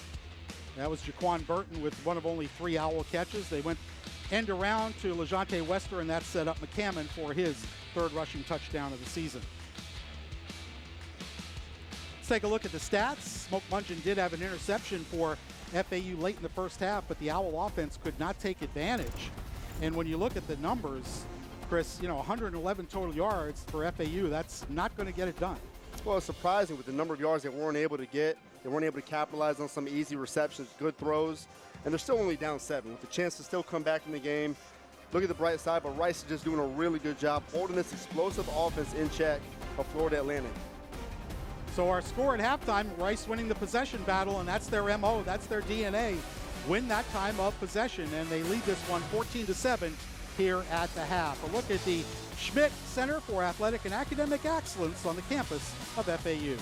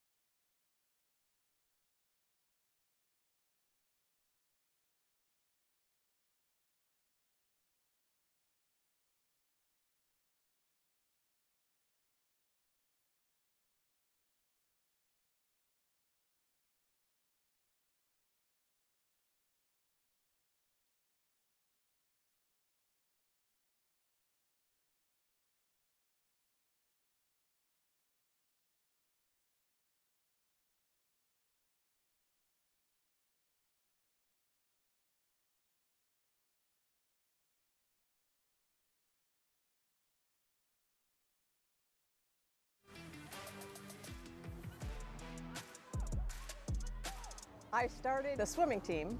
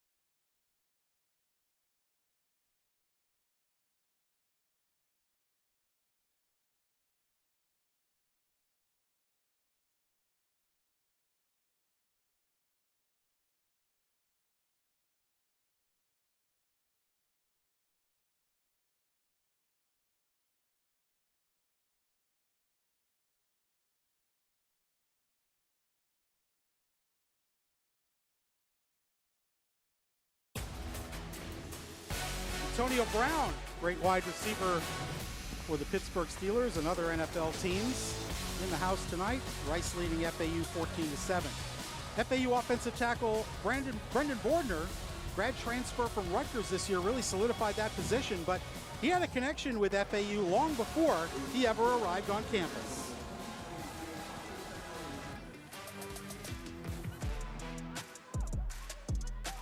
I started the swimming team, and it was women only, in 1984. So that was my first year of coaching here as a head coach, and they had me coaching the men's and women's cross country team also. This whole place is completely different. All we had was this pool, and that wasn't even a thought in anybody's little mind. And it cracks me up that the building behind us is exactly the same. And that's the only thing that looks familiar to me on this campus at all. Did you guys have any discussions at all about him coming to FAU once he got his degree from Rutgers? We did. Once he put himself in the portal, I started asking him where he was thinking of going, and he gave me all kinds of, different universities to look at, and I went, oh, you have to go to FAU. That's where I started swimming team there, and my sister lives down here. I said, so you've got a family nearby, and everybody will come to your games down here, so. You were looking to transfer and had FAU on your list. Were you aware that your grandmother had been a swim coach here? Yeah, I knew that. I think it was something that I was kind of made sure I wanted to let her know specifically about that opportunity. It was definitely something that she was pretty excited by.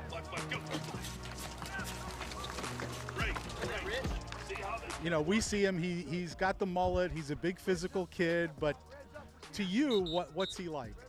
He's a great kid. When he was a baby, his parents and his brothers, I was between jobs and contemplating retirement even back then. So I was really involved in getting to be around while he was growing up. Dubbed myself the play grandma, so I taught him how to ski and helped all the boys learn how to swim properly and all those kind of fun things that I wanted to do with them when they got older. She taught us how to swim. That was something she was always real passionate about. Being in the Keys, trying to get us out on boats and stuff. Not always the best sailboat captain, but still here, so. Now, when you watch him play, are you nervous? No, not at all. Not at all. Not at all. So all I do is watch to see if he's doing his job right, because I can't see the big picture. I don't know football enough. We just talk about that, about how I think he looked really good, or he, ooh, you missed that one, but I try not to be too coachy. She understood a little better when I played defense, if I made a tackle or whatnot, but I think as far as she goes, as long as the guy that I'm blocking doesn't make a tackle, I think she thinks I do pretty well. He's so happy. He's thrilled to be playing and seems to enjoy the teammates and the atmosphere down here with the coaching staff and everything. I mean, I've asked him, but I can see it more than he talks about it. Her sister lives down here in Fort Lauderdale, so she gets to go see her a lot more than she used to. And then I know she has a couple of her former swimmers that she's still close with that she can stay and visit while she's down here. So it's been good for her too. That was great to have Gail back on campus, coming down to visit from Columbus, Ohio. We'll take a break here at the half. It's Rice 14, Florida Atlantic 7.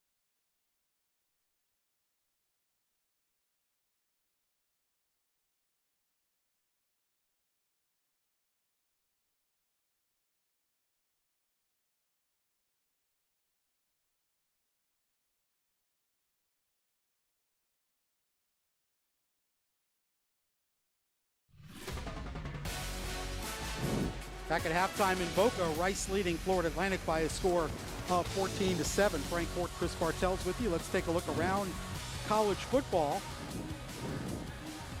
The AP Top 25, Georgia the #1 team, and Alabama, we can tell you, has lost to Tennessee tonight, 52-49. That's a big win for Tennessee. Again, just the new Tennessee of the SEC. Michigan rolling along. Penn State got trounced by Michigan today, so let's look at the things from the top 10. Georgia and Ohio State undefeated at the top. Conference USA, last night UTSA beat FIU, Western over Middle today. UAB came back to beat Charlotte. They were down 14-7 in North Texas. They continue to roll, Chris, rolling up points. They control their own destiny based off of what happened 2 weeks ago. Florida Atlantic loses there. A few other teams who were slotted to be top 5 in the conference lost as well.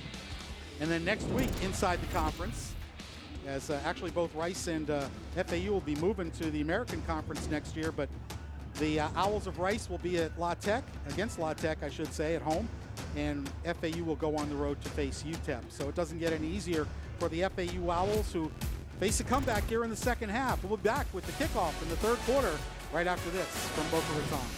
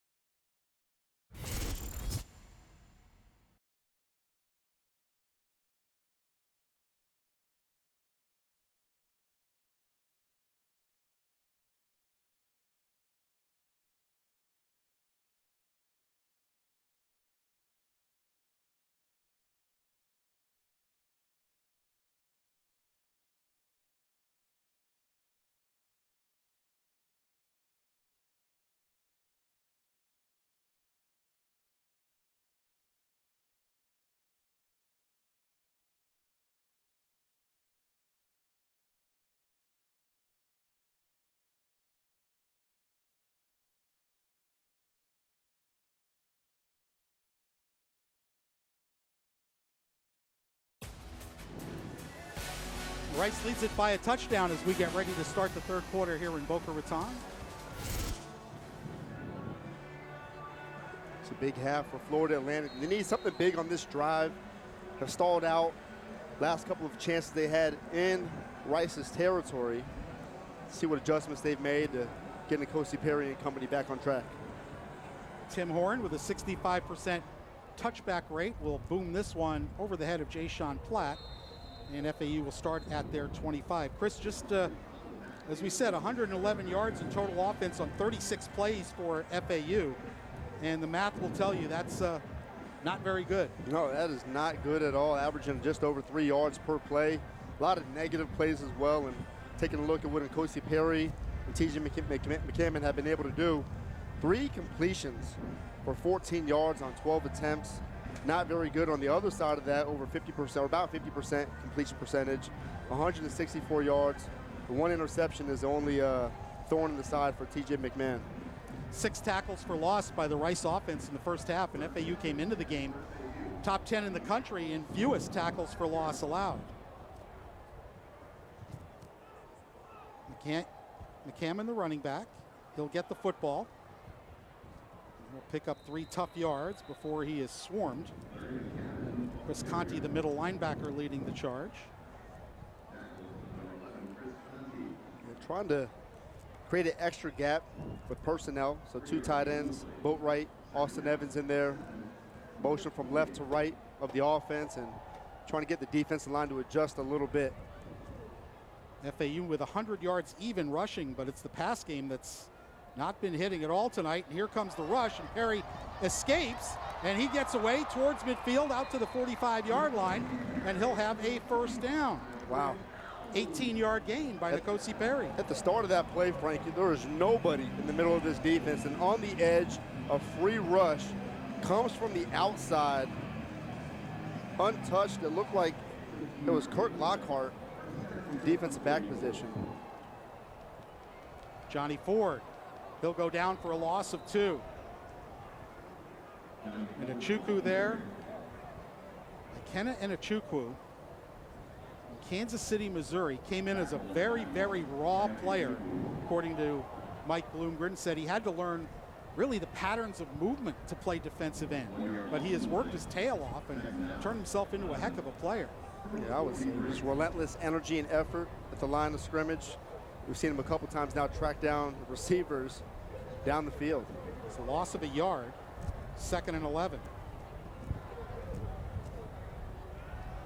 Rice rushes 4, Perry throws, and that ball is caught by Jamal Edrin under tight coverage by Jordan Dunbar. First catch of the night for Jamal. Yeah, Jamal Edrin is one of those guys that this team needs to have off the line of scrimmage, is press coverage. That time a little back shoulder throw, good communication, good chemistry with Kosi Perry and Edrin. On first down, Johnny Ford breaking away. Inside the 25 to the 24-yard line, but a flag down back near the line of scrimmage.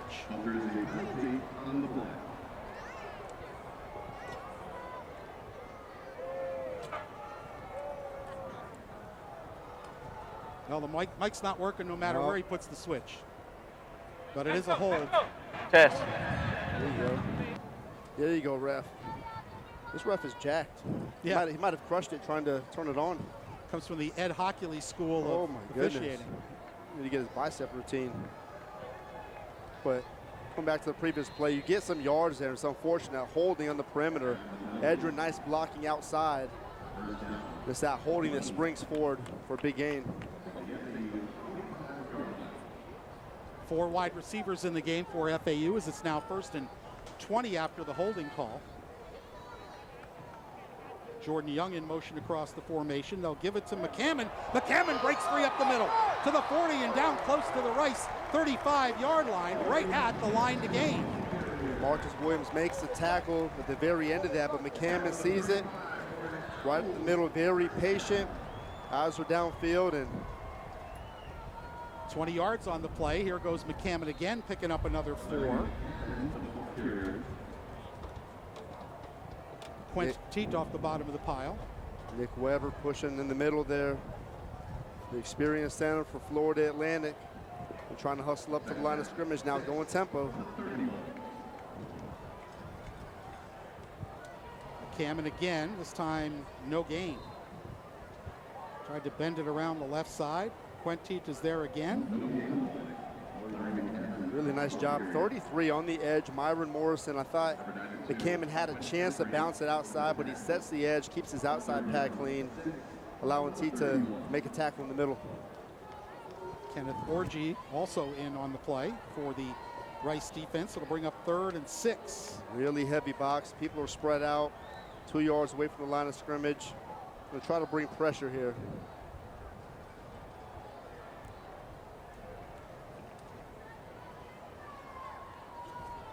They rush 4, but they got a free rusher. Perry has to race out of the pocket, and he'll go down for a loss of a yard. That's Trey Schumann. Tackled him by the shoelaces. Again, they're really close to the line of scrimmage. At the very end, they bail and get eyes on him, and Schumann just tracks him down as an athlete to the sideline.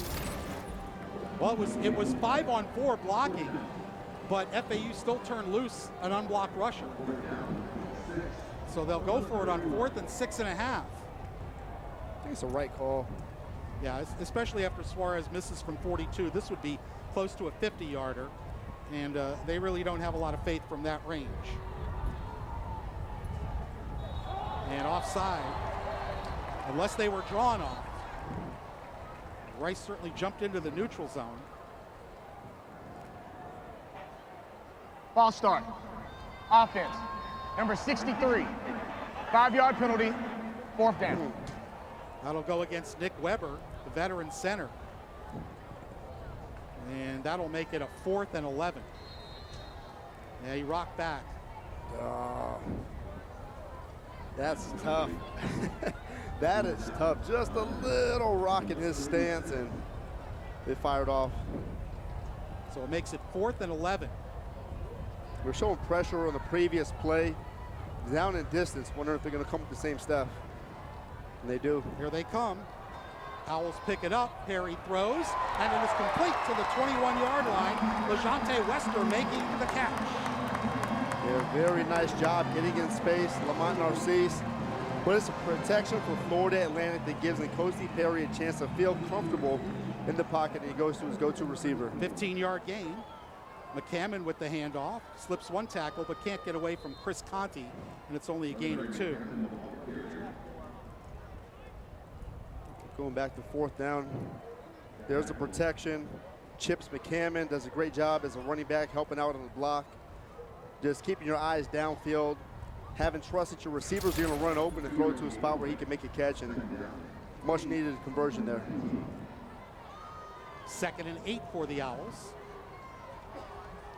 This drive has gone past 5.5 minutes to open the 3rd quarter.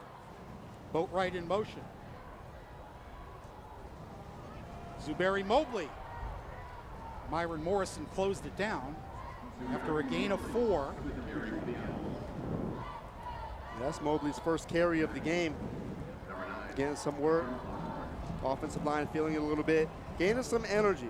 The longer this drive goes, the more confidence they have. Start pushing people off the line. The D-line is a little tired. You see them, their hands on their hips, walking around. This is a long drive for Florida Atlantic.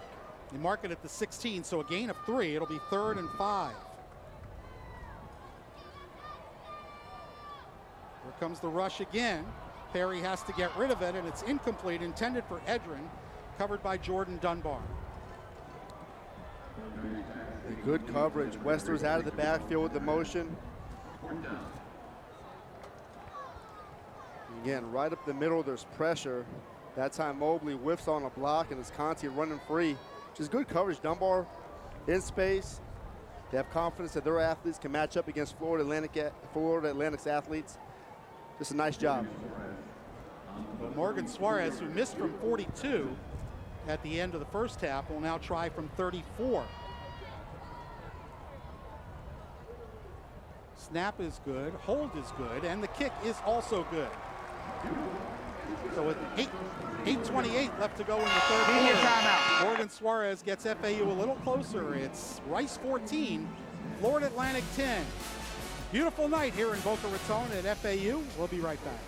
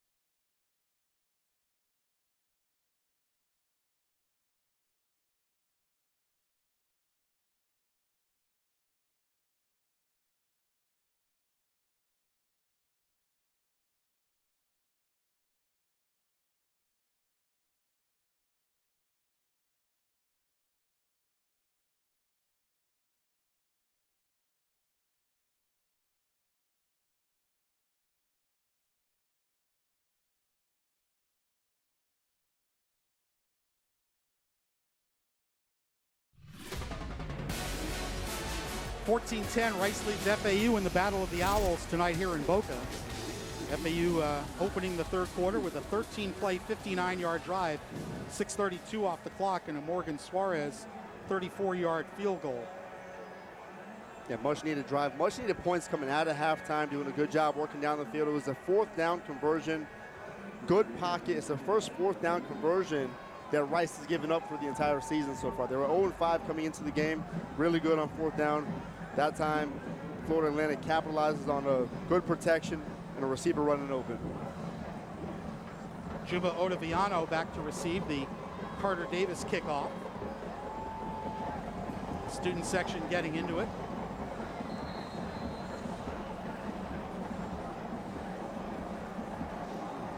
Rice has put a lot of pressure on Nkosi Perry tonight, and he has been rushed all night. Just 5 of 15 passing. But again, a couple drops in there, and really, he's been under pressure most of the night. Fair catch called and made. Start at the 25-yard line. And opposite of that, T.J. McMahon on the other side has been very comfortable. Been sacked twice, a little bit of pressure on him, but not nearly as much as what Rice is putting on Nkosi Perry. Well, FAU does have 3 sacks, but again, the consistent pressure hasn't been there. Yeah, Florida Atlantic has been able to dial up pressure in key moments compared to Rice, where it's just been a steady pressure the entire game. T.J. McMahon, the quarterback. Junior, 6 foot, 195-pounder from Anaheim, California. Broussard lined up as the running back. McMahon on a rollout. Throws complete to Rosner, who gets away from Mungeon before T.J. Young pushes him out of bounds, and a gain of 9. Quick pitch and throw. Good job, Rosner. Just a quick out route. Has a lot of cushion on the outside, and Smoke just misses the tackle. Rosner, a big target. 4th catch for Rosner, 135 yards. Making it look easy. 2nd and 1 for Rice.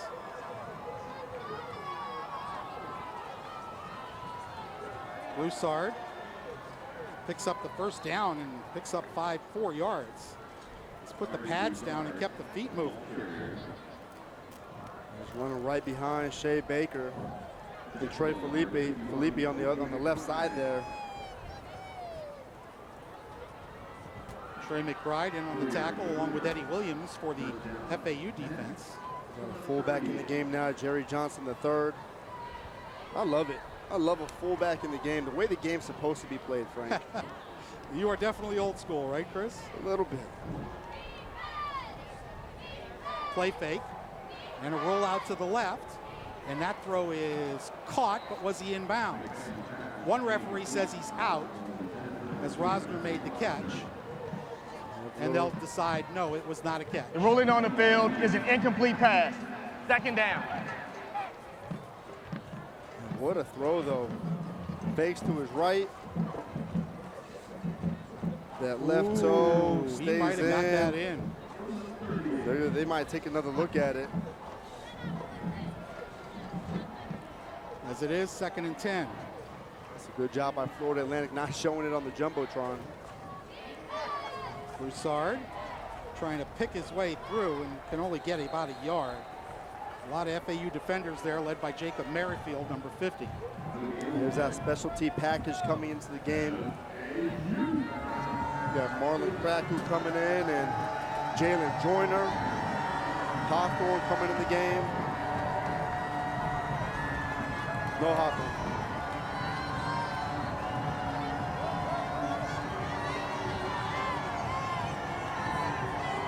Third and 10 coming up for Rice.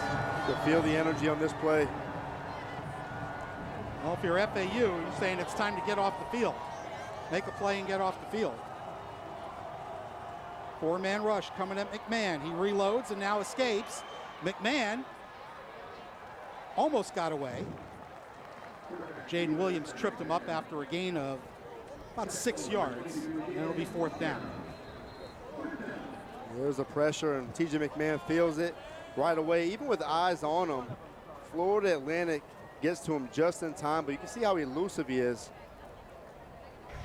You mentioned the 4-man rush, getting guys in protection, covering receivers downfield, trusting that you're going to have the protection or the coverage downfield, giving your D-line a chance to get to the quarterback.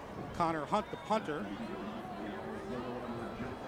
Had a very short punt in the second quarter of only 24 yards, which set FAU up in field position, but they could not take advantage of it.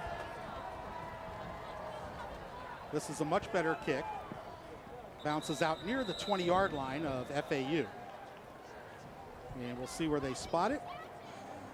And FAU will take over with 5:39 left to go in the third quarter. Rice leads it 14-10 here in Boca.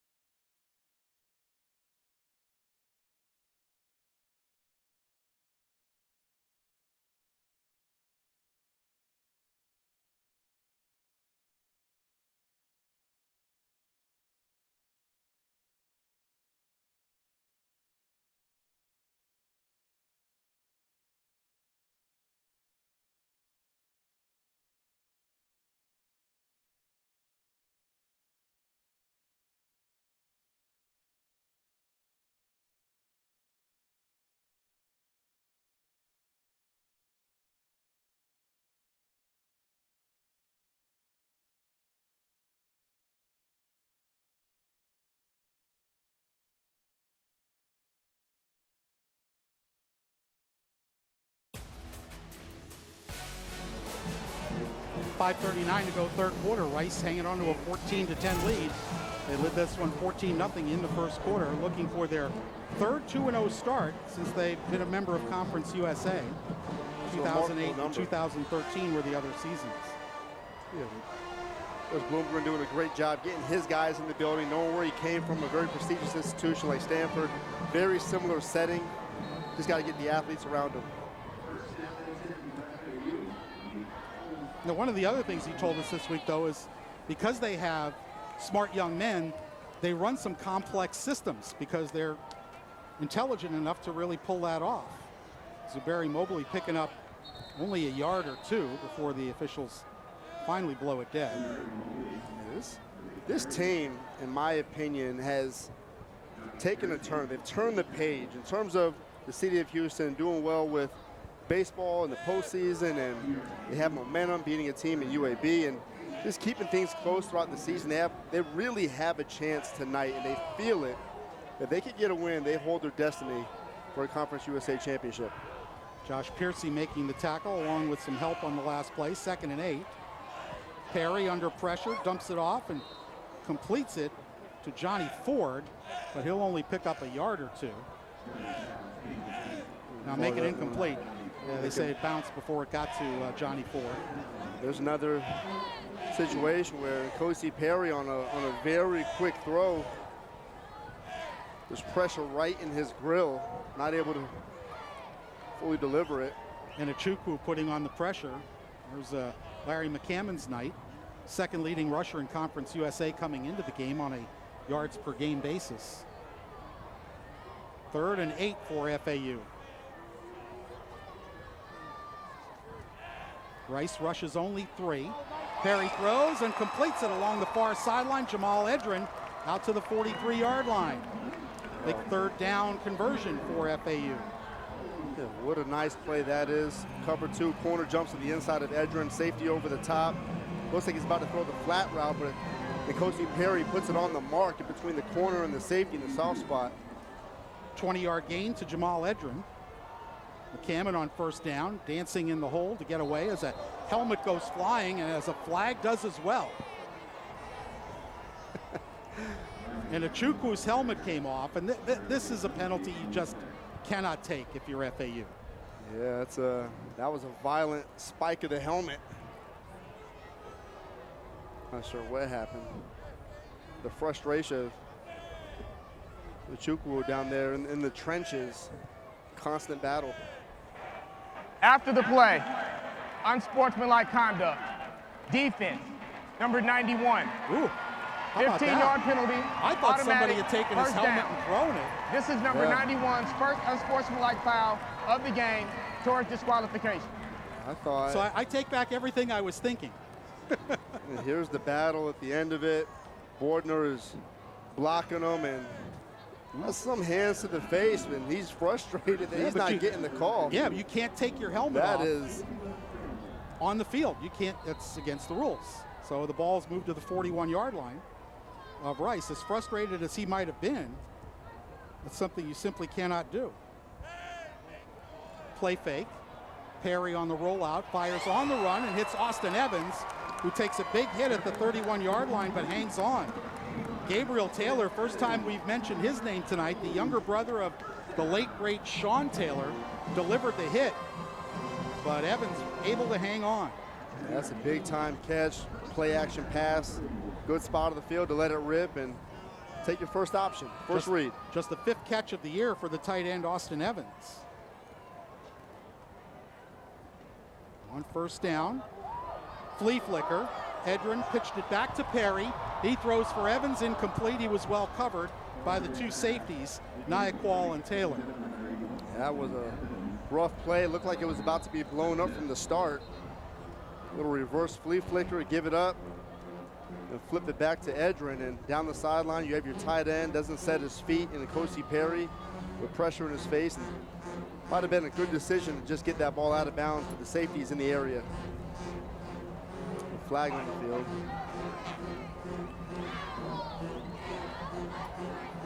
Looks like they're going to have ineligible downfield. They've had this a couple times this year, Frank, where it just seems like these long developing plays. Ineligible player downfield. Offense, number 71. 5-yard penalty, second down. Chaz Neal guilty of the penalty. Such a long developing play. How long can an offensive lineman stay in there and block? And you think there's some leniency of, all right, is he exactly a yard downfield? Is he up to the second level? That'll make it 2nd and 15. Hang on a second. Did I miss something? Because shouldn't it still be first down, or am I missing a play? And I think that's what the officials are talking about too. You had the completion to Evans to the 31-yard line. And then you had that play, no? I want to say. I'm looking at the play-by-play. Correction, it's first down. Yeah. Yeah. So I'm right, you're wrong, Mr. Like Official. I like it. Just tell them how it is. Hey, it's Frank. not an easy job. I've done it on an experimental basis, and it's not easy. 1st and 15 from the Rice 36. Johnny Ford, the running back. Perry takes the snap, setting up the screen to Ford. Has some blocking, but it's shut down quickly at the 32-yard line. Myron Morrison got off a block and made a play. A nice little screen pass again. A lot of pressure from Rice, and let him get upfield. Let your blockers get out ahead of you, and just a solid job by Rice tackling an open field. Morrison making another big play. Just a 3-yard gain. Morrison with 9 tackles, team high tonight for Rice. 2nd and 12. Blitz coming. Perry gets rid of it, complete along the sideline, and Johnny Ford is bumped out of bounds by Dunbar. That'll be enough for an Owl first down at the Rice 18-yard line. Yeah, Frank, you called it. That blitz is coming from the backside of Nkosi Perry. And they press the inside receiver, get it out to the speedster. Good hands catch. 15-yard gain, first down from the 18. Perry Protection breaking down, checks it down to Johnny Ford, who slips at the 14-yard line and picks up 4. He had hopes and aspirations of making a 4-yard catch into a touchdown. He's able to do that. He's one of those guys who seems like he's bottled up in traffic and can spray the distance. Nkosi now 10 of 21 tonight for 93 yards.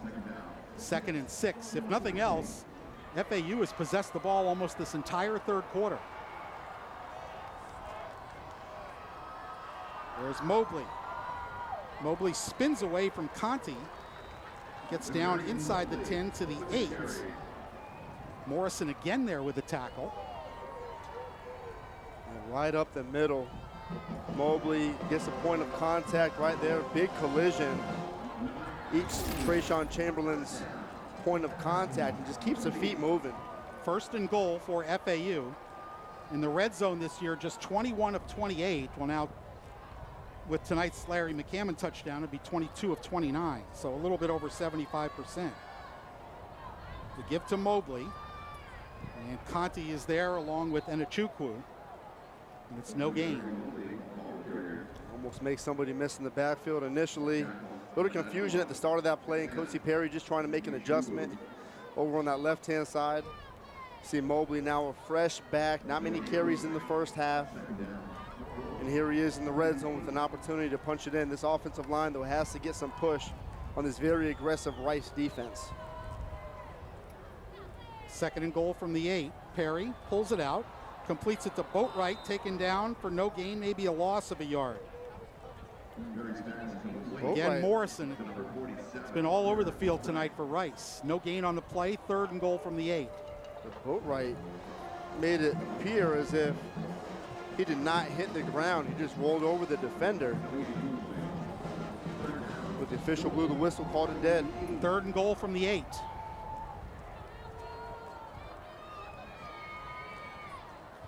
.35 seconds to go in this third quarter. FAU's had the ball for all but 3 offensive plays for Rice. Our play clock is ticking down now within 5 seconds. 4, 3 on the play clock, and timeout called by Willie Taggart. Well, I don't blame him. This is a big play. Timeout. It is. FAU. Touchdown gives you a lead. First charge Field goal timeout, gets you doesn't within have. 1. Media timeout. We'll take a timeout here as well. Rice 14, FAU 10, nearing the end of quarter number 3.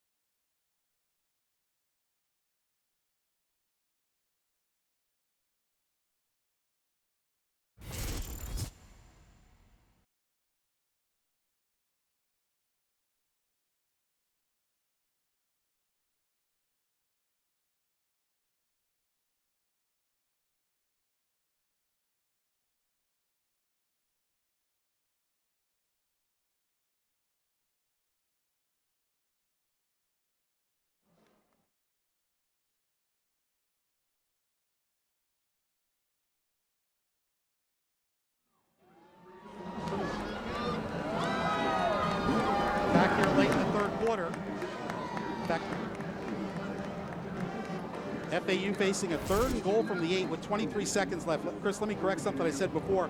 Rice had 5 plays on their possession in this quarter, took over a little over 2 minutes off the clock. So for FAU, the 3rd quarter, which has been really problematic this season, they've dominated the possession, but they have only a field goal so far to show for it. Yeah, very crucial play here. They need to get some points, touchdown preferred. Perry, protection's good this time, hits Wester. Wester dives to the end zone. LeJontay Wester is, what are they ruling? Touchback.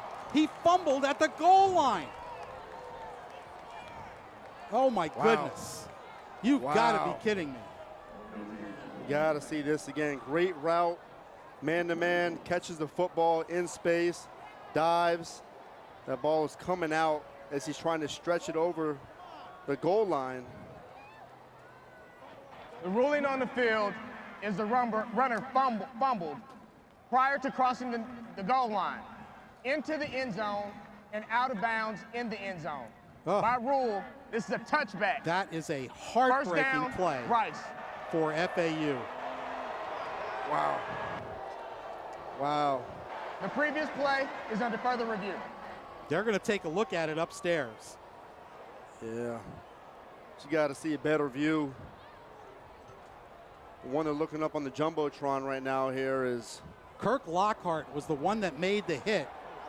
LeJontay thinks it's a touchdown. Yes, when does that ball get across it, though? Yeah, watch Lockhart come in, lower the shoulder, and knock that ball out. I mean, from that angle, it's impossible to tell where the plane of the goal line is. The official's looking right down the line.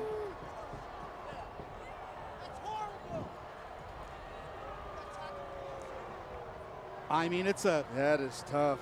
It's a minuscule call in terms of how close it was. You're talking centimeters. Unless there's clear, precise evidence. I don't know from the replays we've seen.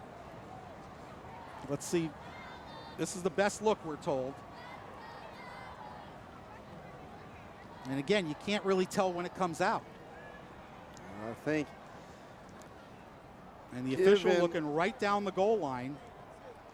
He had the best look of anybody. He's right there. But that is an absolute heartbreaking play for the Owls. After review, the ruling on the field of a fumble into a touchback stands. Ooh, the drama with the call. I like it. I was on the edge of my seat just now. Yeah, I was too. I don't know which way he was going to go. Well, unfortunately, Chris, and we cover this team week after week. Yep. Another case of missed opportunities. You know, I don't fault LeJontay. He's trying hard as he can to score. It's a good play design. It's the pursuit from Rice. It's a result-oriented business, and it's another opportunity that goes by the wayside. So with 16 seconds left to go in the third, FAU's got to ride that emotional drain and try to make a play on defense. Broussard hit down low by Eddie Williams, and then Amari Wansley, safety coming up in run support, holds it to a gain of 2. And that'll do it. End of that. For the third quarter. That's the end of the third quarter. So a potential lead touchdown goes by the wayside by a matter of 6 inches or less, I would guess. And Rice will lead it 14-10 going to the fourth quarter.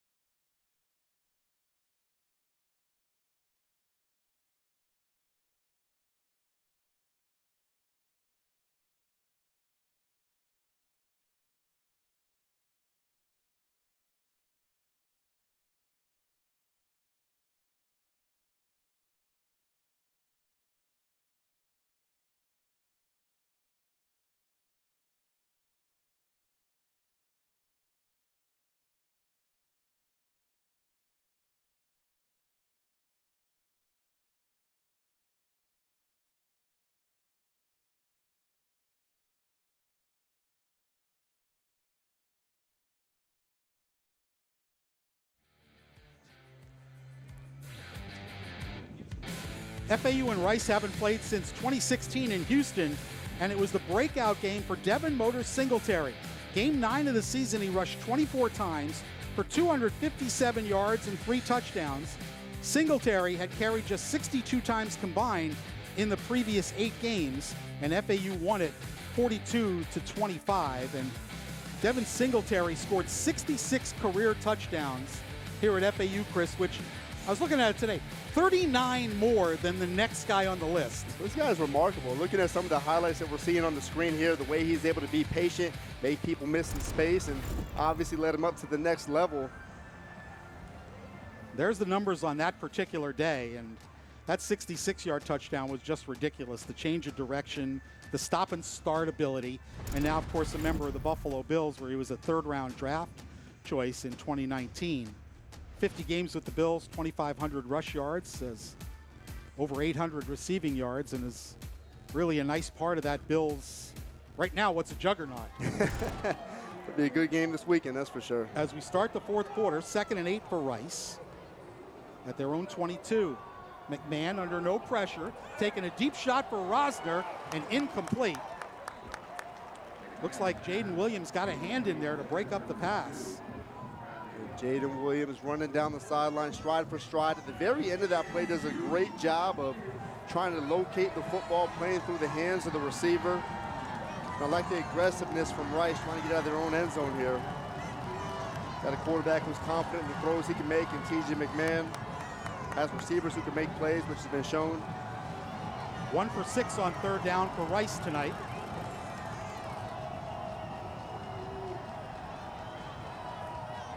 Empty backfield. McMahon, blitz coming. Wester got there, and it's incomplete.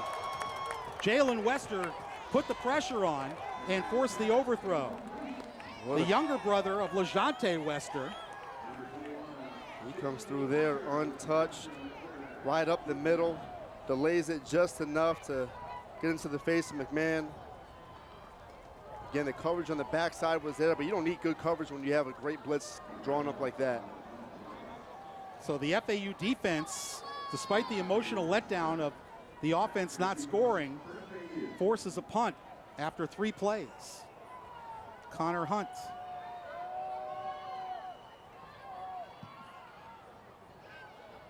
Wester, fair catch signaled, and he makes it at the FAU 37-yard line. And with 14:40 left to go in this one, FAU will have another shot on offense. It's 14-10 Rice here in Boca Raton.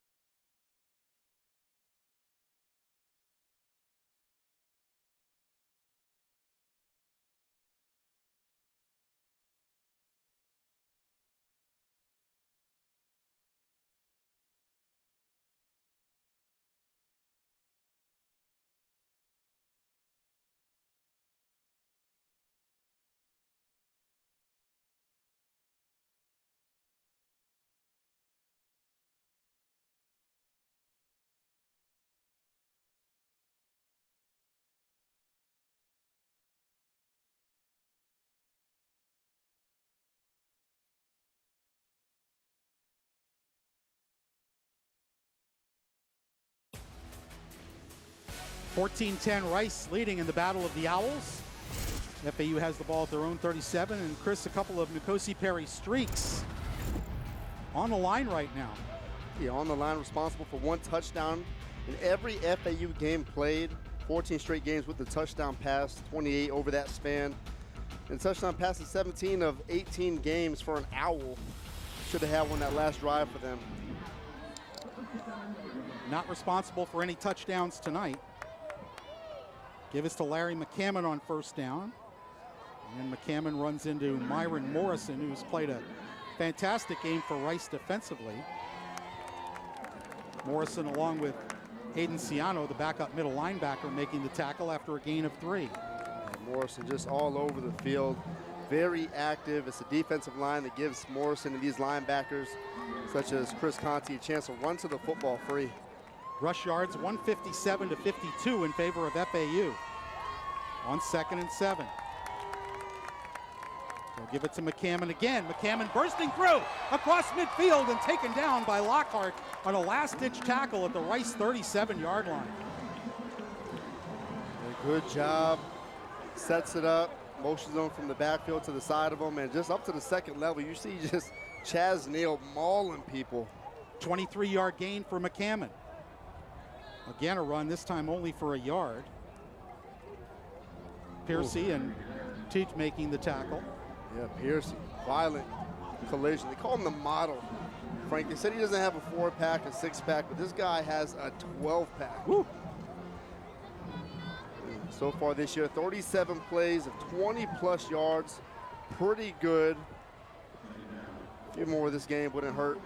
No gain on the play as they move it back to the 37-yard line, 2nd and 10. Rice rushing just 3. Perry trying to pick out a receiver. Now flushed out of the pocket. He throws, and a diving catch made along the far sideline at the 35-yard line by Jaquan Burton. It'll be about 3 yards short of a first down. There's a flag there. Johnny Ford is Nkosi Perry scrambling after the play. The catch over on the sideline. Terrific job by Burton. But at the beginning of the play, the initial play was going to Johnny Ford out of the backfield, wheeling up the sideline. Rice does a great job of covering it up very well. But it's Jordan Dunbar who cleans him. Knocks him down. There's 2 flags where the contact happened. And Willie Taggart in a discussion with one of the officials as DeBraylon Carroll being attended to by the athletic training staff. So both flags over here on the FAU sideline around the 33-yard line. Personal foul, unnecessary roughness, defense, number 9. The 15-yard penalty is added to the end of the run, automatic first down. All right, let's take advantage, guys. Wow. That's big. Kirk Lockhart. Well, he thought he was coming out of the game. Now they send him back in. So the result of all that is a first down at the Rice 20. That's 3 total penalties on the day for Rice. 40 yards.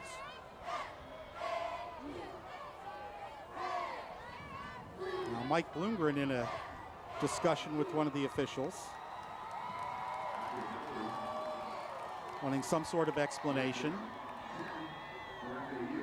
Well, that's a good way to stop offensive momentum. Yeah, a little bit. Just a little bit.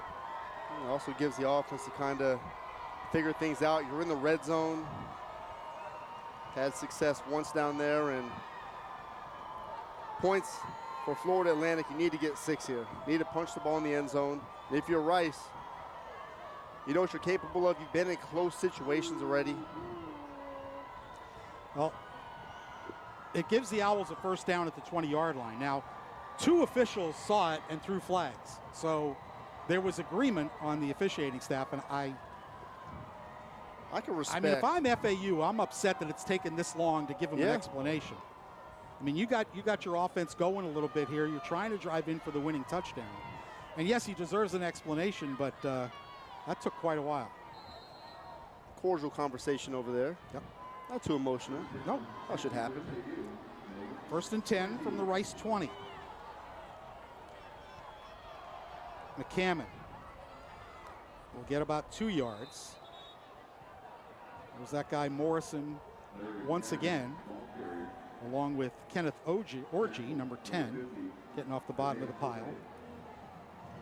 Can't get away from the run. That's the MO of this offense. You set the pass up by having a good run game. Bring in a different package here. On the outside, Boatwright comes into the game. And tight ends. 2nd and 8. Boatwright in motion back towards the formation. They'll give it to McCammon. Morrison again, along with Orgy again, and it's no gain, 3rd and 8. You see the frustration from Larry McCammon. Gets up and see it on his face. Hasn't had that many chances to make a play.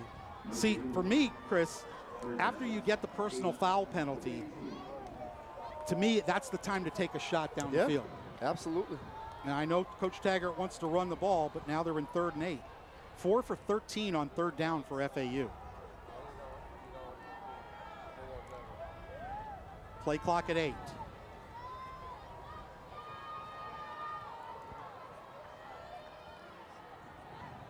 Perry throws to the end zone. Edrin makes the catch. Touchdown FAU. What a catch by Jamal Edrin. 18 yards from Nkosi Perry, and FAU has a lead for the first time tonight.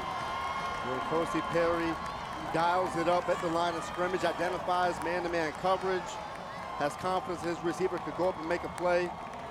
And off of that, just looks right to him, delivers a strike, not much air on it. You don't need it. This is a great hands catch being covered up by Sean Fresh. The confident corner for Rice. For Jamal Edrin, his 3rd touchdown of the season, and his first since game 2 against Ohio when he had a pair. Suarez's extra point is up and good. We'll take one more look at the pass from Nkosi Perry to Jamal Edrin with 11:22 left to go in this one. FAU has their first lead, 17-14.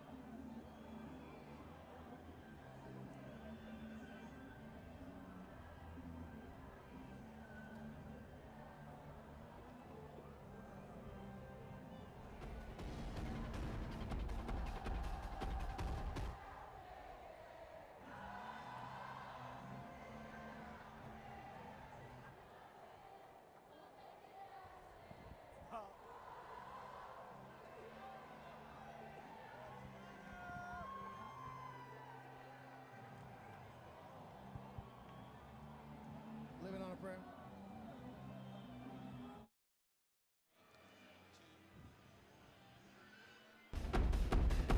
The only other time Rice played here in Boca Raton against FAU, it was 2015, and Rice trailed by 12 with 13:50 left in the game and wound up winning it by a score of 27-26.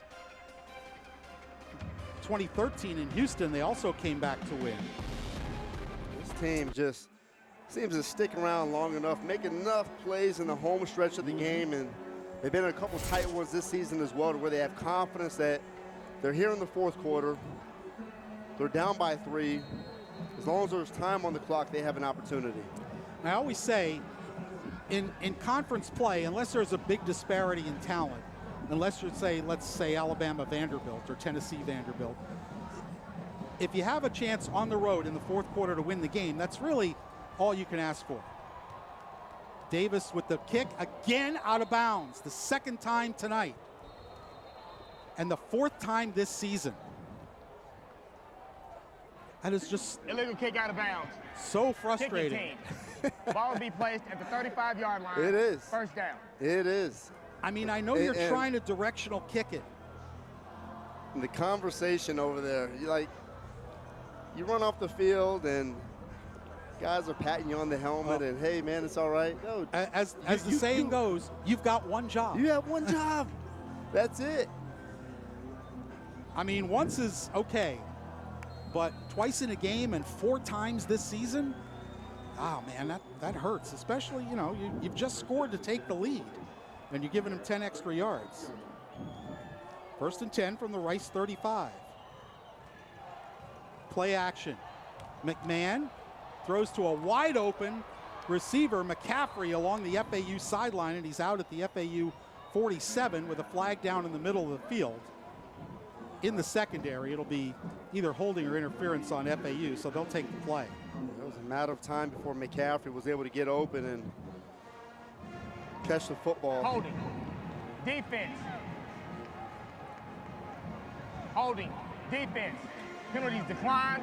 Result of the play, first down. 18-yard gain to McCaffrey. And just like that, after the out-of-bounds kickoff in one play, Rice is in FAU territory. Yeah, play action pass, and Smoke just loses track of where McCaffrey is, and not sure you can lose a guy like that. On first down. McMahon again, this time running out of the pocket. Another flag is down, and McMahon tackled right at the line of scrimmage. Jamie Petway and Eddie Williams combining on the tackle. This looks to be holding on Rice. Holding. Defense. Yeah. Number 97. Whoa. 10-yard penalty from the previous spot. Automatic first down. Wow. You rarely see that call. Well, I shouldn't say rarely see it called. They don't call it often. But on a pass play, you would think it was play action, so maybe he was just trying to drag some blockers out of the way. Yeah, running back maybe trying to slide out of the backfield, and you just hold them and prevent the play from happening. Jaden Wheeler guilty of the hold. First down from the 37, so Rice trying to come right back and reclaim the lead. Broussard trying to pick his way through. Got away from Petway, and finally Evan Anderson had to run him down after a nearly 8-yard gain. You mentioned Evan Anderson, and Broussard very patient at the line of scrimmage, shuffles to his left. Petway, you see how big and strong he is. And it's interesting to hear you say Evan Anderson tracking somebody down. For as big as he is, he can move, very nimble. 2nd and 2.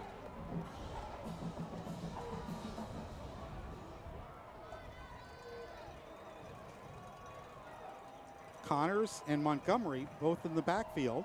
Montgomery trying to get to the edge, and he'll get to the 25-yard line where Jamie Petway tripped him up, so that's a first down and a gain of 4. And a late flag. Wow. This is very similar situation where Florida Atlantic had a chance against Purdue in the 3rd quarter, and they had 3 straight penalties. After the play, unsportsmanlike conduct. Defense, number 22. The penalty is half the distance to the goal and an automatic first down. Jaden Williams. This is number 22's first unsportsmanlike foul of the game toward disqualification. 2 accepted penalties and 1 declined penalty on the FAU defense this drive. And Chris, you're right. This is reminiscent of the Purdue drive. And they wound up beating FAU by 2. It wasn't the final score of the game, but Jaden Williams out on the edge and makes the tackle. Gets into it a little bit. I mean, okay. Bradley Rosner. I mean, first, you can't fall for the bait, but was it really that egregious? No. Montgomery again, nearly tripped up in the backfield, but got away. Montgomery to the 10-yard line with a flag down, and I think this is another FAU penalty. It looked like somebody jumped into the neutral zone. Yeah, right before the snap, Michael Antoine runs to the football, though. Montgomery in space. Really fast, explosive running back. 8 penalties for 60 yards so far against FAU, and they'll tack this one on.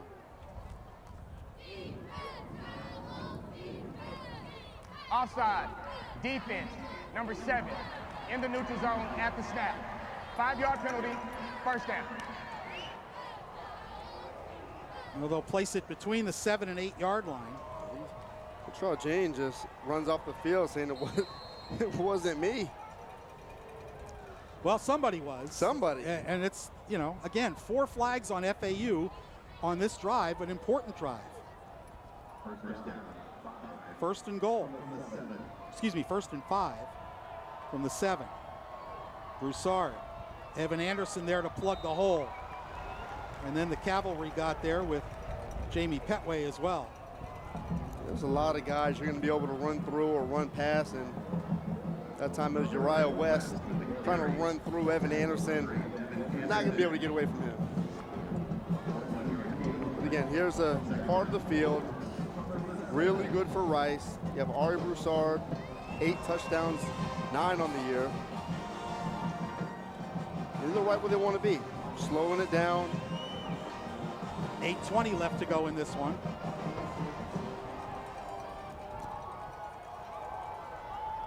McMahon out of the gun, fakes to Broussard, throws toward the back of the end zone, and that is broken up. Armani Eli Adams, and then on the deflection, it's Dwight Toombs with the pick.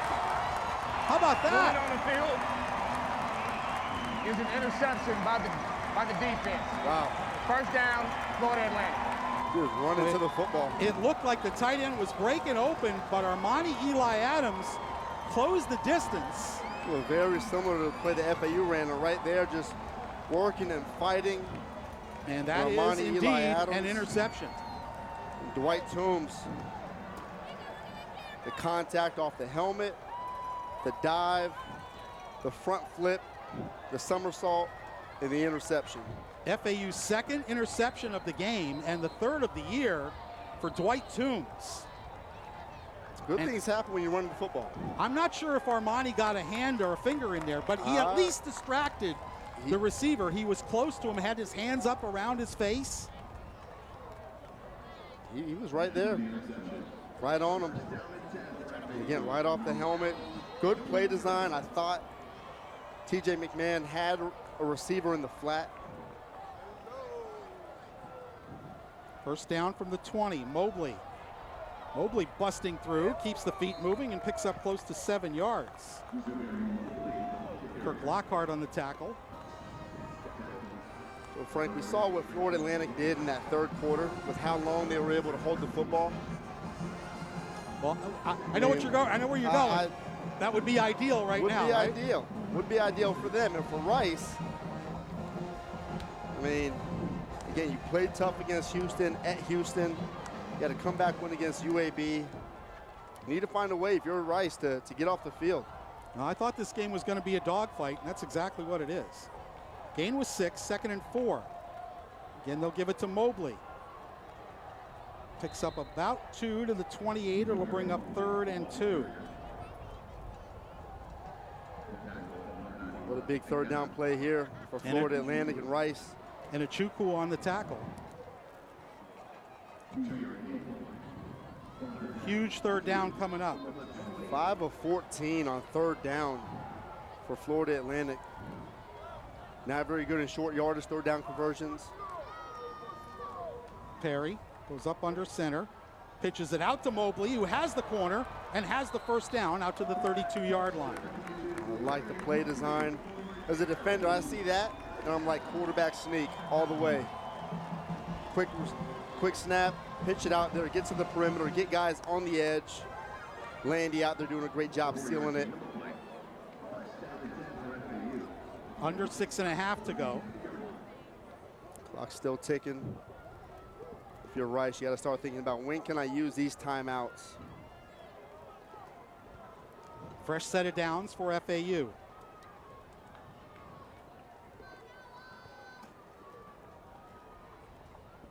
Perry keeps it, and he goes down as Piercy was on a blitz. And you have to anticipate that Rice is going to do more and more of that. Coach Perry just looking to the sideline. Yeah, Coach, that not going to work. 2 edge rushers coming off. Typically for the quarterback, you're going to read play side. The DN crashes. You're going to pull it. If he stays with you that time, it didn't matter what he was going to do. 2 defenders were in the backfield in a hurry. Yeah, that's bad play for FAU. 2nd and 15.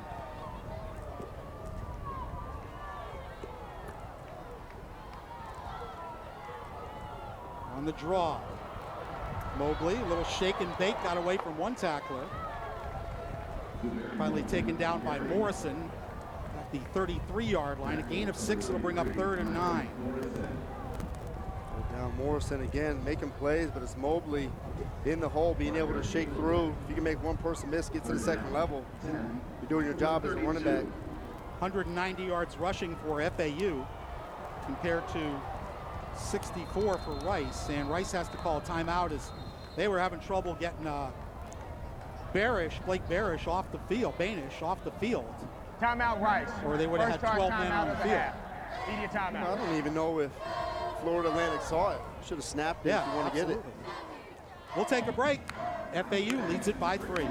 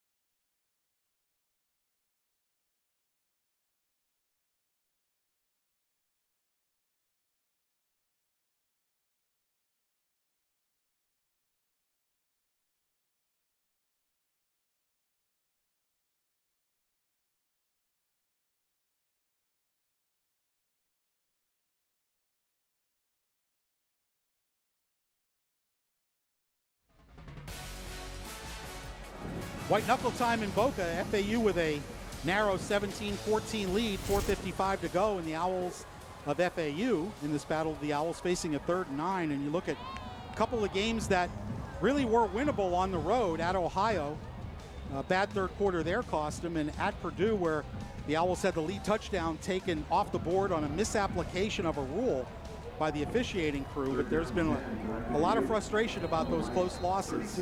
And now what do you dial up on 3rd and 9, Chris? You use the strength of your quarterback, the experience, the senior. I've seen a lot of football Read the defense, 2 very high safeties in this situation. There has to be a soft cushion. Delayed blitz coming. Perry throws and overthrows. LeJante Wester, who looked like he had broken off the route at the sticks. Perry was obviously expecting something else. He was expecting the go route. There was press outside on the perimeter. And coming out of a long break like that, a long timeout, you're in the huddle, you have enough time to draw up a play. No excuse for miscommunication there. Again, we mentioned those tight games before. This time, Florida Atlantic is on the other side of being up 3. How's the defense going to respond? Riley Thompson to punt. Sean Fresh back to receive. Line drive kick. Fresh at his own 23. Got away from the first tackler. Trying to get to the edge, and he does. Fresh at the 40, 45, cuts back at midfield, and he's in FAU territory. There he is. Wasn't Fresh averaging 15.7 on just 4 returns tonight, but once he got past the first wave, it was trouble. So plus territory for Rice as they're down 3.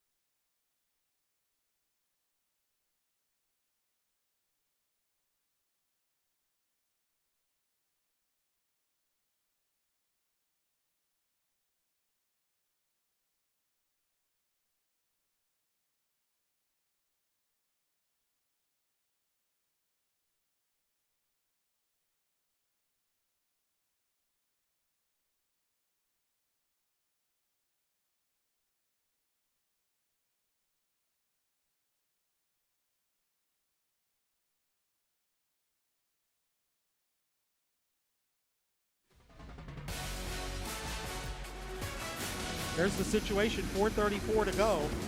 Rice trailing Florida Atlantic by 2. Nkosi Perry now 14 of 26 for 126 yards and a touchdown. Larry McCammon a yard away from 100. Ari Broussard with a touchdown on 41 yards rushing. A 31-yard punt return for Sean Fresh has Rice set up in FAU territory at the 47-yard line. And FAU special teams have not been great tonight. 2 kickoffs out of bounds, a missed field goal, and a line drive punt there to set up the return. McMahon, under some pressure, throws down the sideline, incomplete. That is great coverage over there on the side. Yeah, Dwight Toombs on Luke McCaffrey. Luke McCaffrey motions all the way from the right-hand side of the offense across the formation, and immediately, as a safety, where is he at? What's he going to run? And Toombs in the area with that wheel right up the sideline. Yeah, behind the sticks now, second and long. Rice in the situation. They can push the football. We've seen them push the football. Bradley Rosner has been the guy they've gone to in these situations. Montgomery, the running back. Fake to Montgomery. McMahon lofts it deep down the middle of the field, and that is intercepted at the goal line. Armani Eli Adams comes away with the football. Third interception of the game for FAU, and that's a mistake by McMahon. McMahon, the gunslinger, tries to force it. What's interesting is Armani Eli Adams is coming from the backside Moving of on the the play. field is an interception Play by action pass FAU in looks the end left. zone. McMahon just delivers it, throws it up in the air. 20-yard line. And Smoke gives up on the play, knowing that Armani Eli Adams is there. Official with the little pick route. But that play is nowhere near McCaffrey to make a play on it, at least give him a shot. That's one of the concerns coming into the game. For as good as TJ McMahon has been the past 4 games, he's thrown 7 interceptions coming into tonight, 9 touchdowns. And those numbers are not as good after this evening. So he's now 10-10, including tonight's numbers. So 4:18 left on the clock, and FAU finds himself back with the football and trying to kill this game. They get a couple first downs here, 12 personnel, 2 tight ends in the game for them. McCammon, not much room. Quint Teat is there, number 92. Gain of only a yard. If you're Rice, you still have a shot here. You got 2 timeouts in your pocket. Florida Atlantic, 2 timeouts in your pocket. Your FAU, you just need a first down. 2nd and 9. Plenty of time on the play clock here, and Coach Perry wants to get it inside of 5. Right now it's at 7. Johnny Ford in the game at the running back position. Takes the handoff, and he's tripped up in the backfield with a flag down. Isaiah Floyd took Ford down for a loss, but did so apparently illegally. Johnny Ford just flew. Are you tripping? Personal foul, horse collar tackle. Defense, number 50. 15-yard penalty from the previous spot, automatic first down. It doesn't take much, reaches out, grabs you with the big right paw. It wasn't on there long, I'll tell you that. Look at him, grabs it, and just enough. Just enough, yeah. Yeah, Ford's not the biggest running back on the roster. I mean, he's about 160 soaking wet with a rock in his pocket. Isaiah Floyd at 305 gets that big right paw in there and brings him down. Fresh set of downs at the 36. Ford goes down for a loss of a yard. And Achukwu, and Rice will spend a timeout. A lot of guys in the box. Rice, second charge timeout of the half, 30 seconds. For Rice, just stack the box, cover man-to-man, cover 0, or cover 1 high safety, maybe a robber to drop in the middle of the field. I think Florida Atlantic has a chance. They run the ball so often, just giving it to the running back. We talked about it in between break, Frank, where Coach Perry, we've seen him be able to run the football. He's made a couple first downs in this game with his legs. I think there can be a chance in this situation. Yeah, but I just think because they're in run blitz mode, you're going to have to hit a pass to get a first down. Yeah. You have to be able to trust your passing game. And I know, you know, an incompletion stops the clock and all that, but I don't see them being able to get 12 yards and 2 downs on the ground. Even though they've run the ball fairly well tonight, when you look at 188 yards rushing for FAU. It's pretty good considering Rice only gives up 149 per game. Right, but now Rice is in run blitz mode. Yeah. You know, trying to force the fumble, trying to force the TFLs, get you way behind the sticks. Ford. Going nowhere. Number 1 thing right now for Florida Atlantic, ball security. And timeout again taken by Rice. Isaiah Timeout, Floyd with the Rice. tackle for no gain. Third and final So it'll be timeout of third the half. and 12. Please Rice has reset the game clock. now used all 2 their minutes, timeouts. 54 seconds. Use all their timeouts. Florida Atlantic now. You have decisions. Third and long. Predictable down and distance, considering you need to get a first down to keep the drive going. Do you run the ball to take more time off of the clock and then try to use field position for special teams? And they returned the last punt 31 yards. You need a better punt out of Riley Thompson, who's been pretty good this year as a first-year player out of Australia. But that last punt just set up a return. All these decisions these guys have to make, I'm glad I'm not the one to have to do it. We just get to talk about it. So it'll be third and 12 with 2:54 left to go in this one. Total yards, 314 for FAU, 255 for Rice. FAU 6 of 16 on third down. Averaging just 4.1 yards per play tonight. And going back to the previous third down that they had, there was a miscommunication. Now you're coming out of a break, it's press coverage on the outside perimeter. Rice trying to get a jam. Boatwright in motion. They'll give it to McCammon, and he is taken down for another loss of a yard. And Achukwu with another tackle for loss. So Willie Taggart's going to trust his special teams and defense.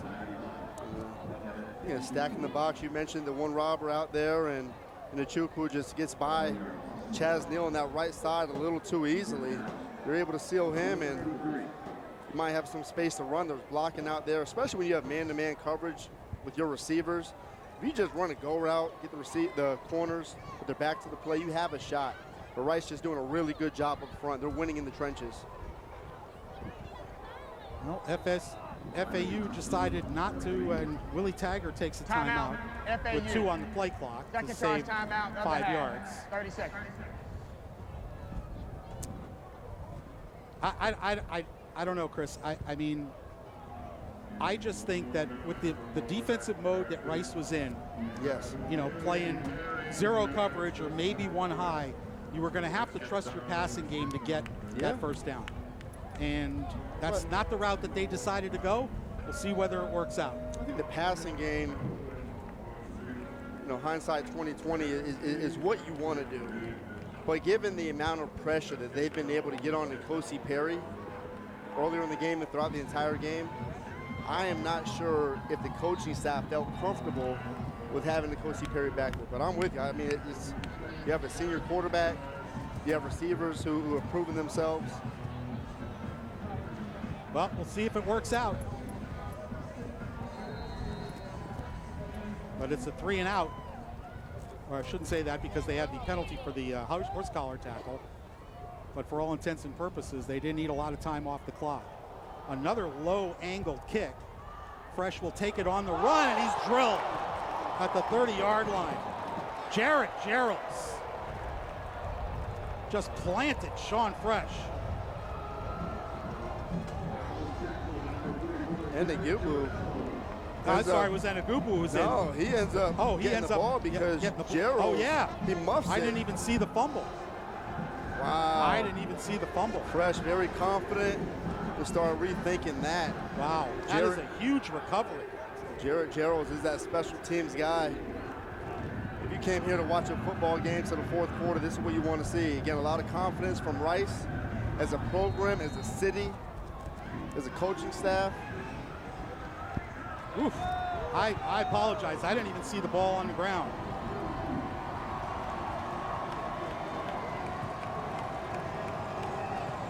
First and 10.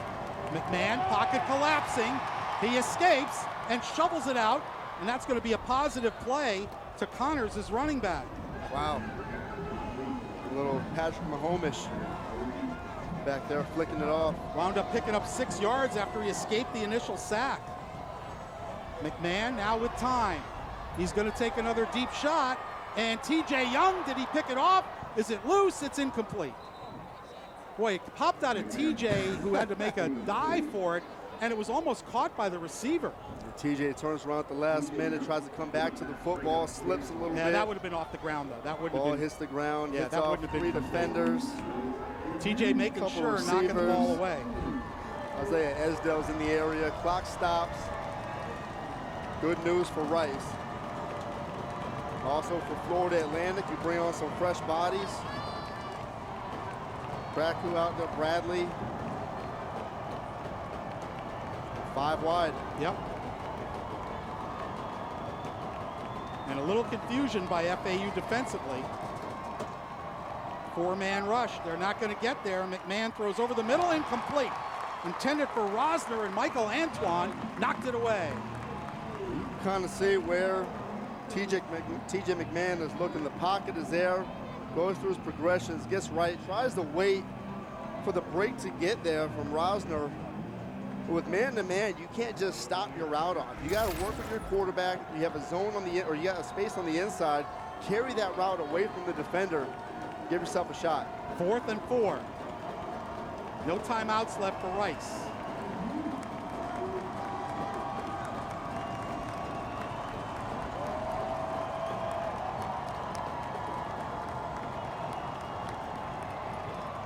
FAU rushes 4. A throw to the outside is tipped and incomplete. FAU takes over on downs. Smoke Mungeon got a hand on it. He has an interception tonight and now a pass breakup. And Rice, with no timeouts, cannot stop the clock any further. They flood the zone with 3 receivers, a low route, intermediate route, and a high route. The Smoke is on it. Floats back with his receiver, and Isaiah Esdale gets his eyes back to the quarterback with a great pass breakup. And for Florida Atlantic, you got confidence, man. You've been so close throughout this entire season. The record could be shifted in the opposite direction, and here they are. Well, think about it this way. Rice scored twice in the first quarter on their second and third possessions, and they have nothing since then. And 3 interceptions by the FAU defense, 3 sacks as Perry takes a knee. And FAU can run this clock out. A hard-fought, knockdown, drag-out battle. That's the type of game that Florida Atlantic needed. Well, they need it. We said it before the game. This is a must-win. They're on a 3-game losing streak. You know, you need to get 6 to get to a bowl game at minimum. And the rest of the schedule, this conference play, right. So to stay in contention for conference championship, obviously here. And with Rice, I mean, you're riding high. 3 wins. UAB. Looked at it previously, who they have next. You know, I give Rice a ton of credit because these guys, they're tough and they play really hard. They just didn't have enough tonight. And a big interception by Dwight Toombs on a deflection in the end zone in the 4th quarter as Willie Taggart and Mike Lundgren exchange a handshake at midfield. And for FAU, they move to 3 and 4. Rice goes to 3 and 3. Yeah, terrific game. Florida Atlantic, just complete game. Special teams could have used some work, but that's what they needed to get here. A win in Boca. Defend paradise for Florida Atlantic. N'Kosi Perry finishes 14 of 26, 126 yards and a touchdown. Larry McCammon, 99 yards rushing, and Jamal Edrin with the game-winning touchdown catch in the 4th quarter, and Dwight Toombs with the game-saving interception. Well, let's take a look at the rest of the schedule for FAU. We'll be on the road at UTEP next week, then back home here at Boca against UAB. The Shula Bowl on November 12th down in West Miami at Middle Tennessee, and then Thanksgiving weekend, Western Kentucky comes to town. So for my partner, Chris Bartels, I'm Frank Ford. It was a heck of a football game. We hope you enjoyed it here on ESPN+. FAU has just enough to win it by a final of 17-14. Thanks for watching, everyone. Have a great night.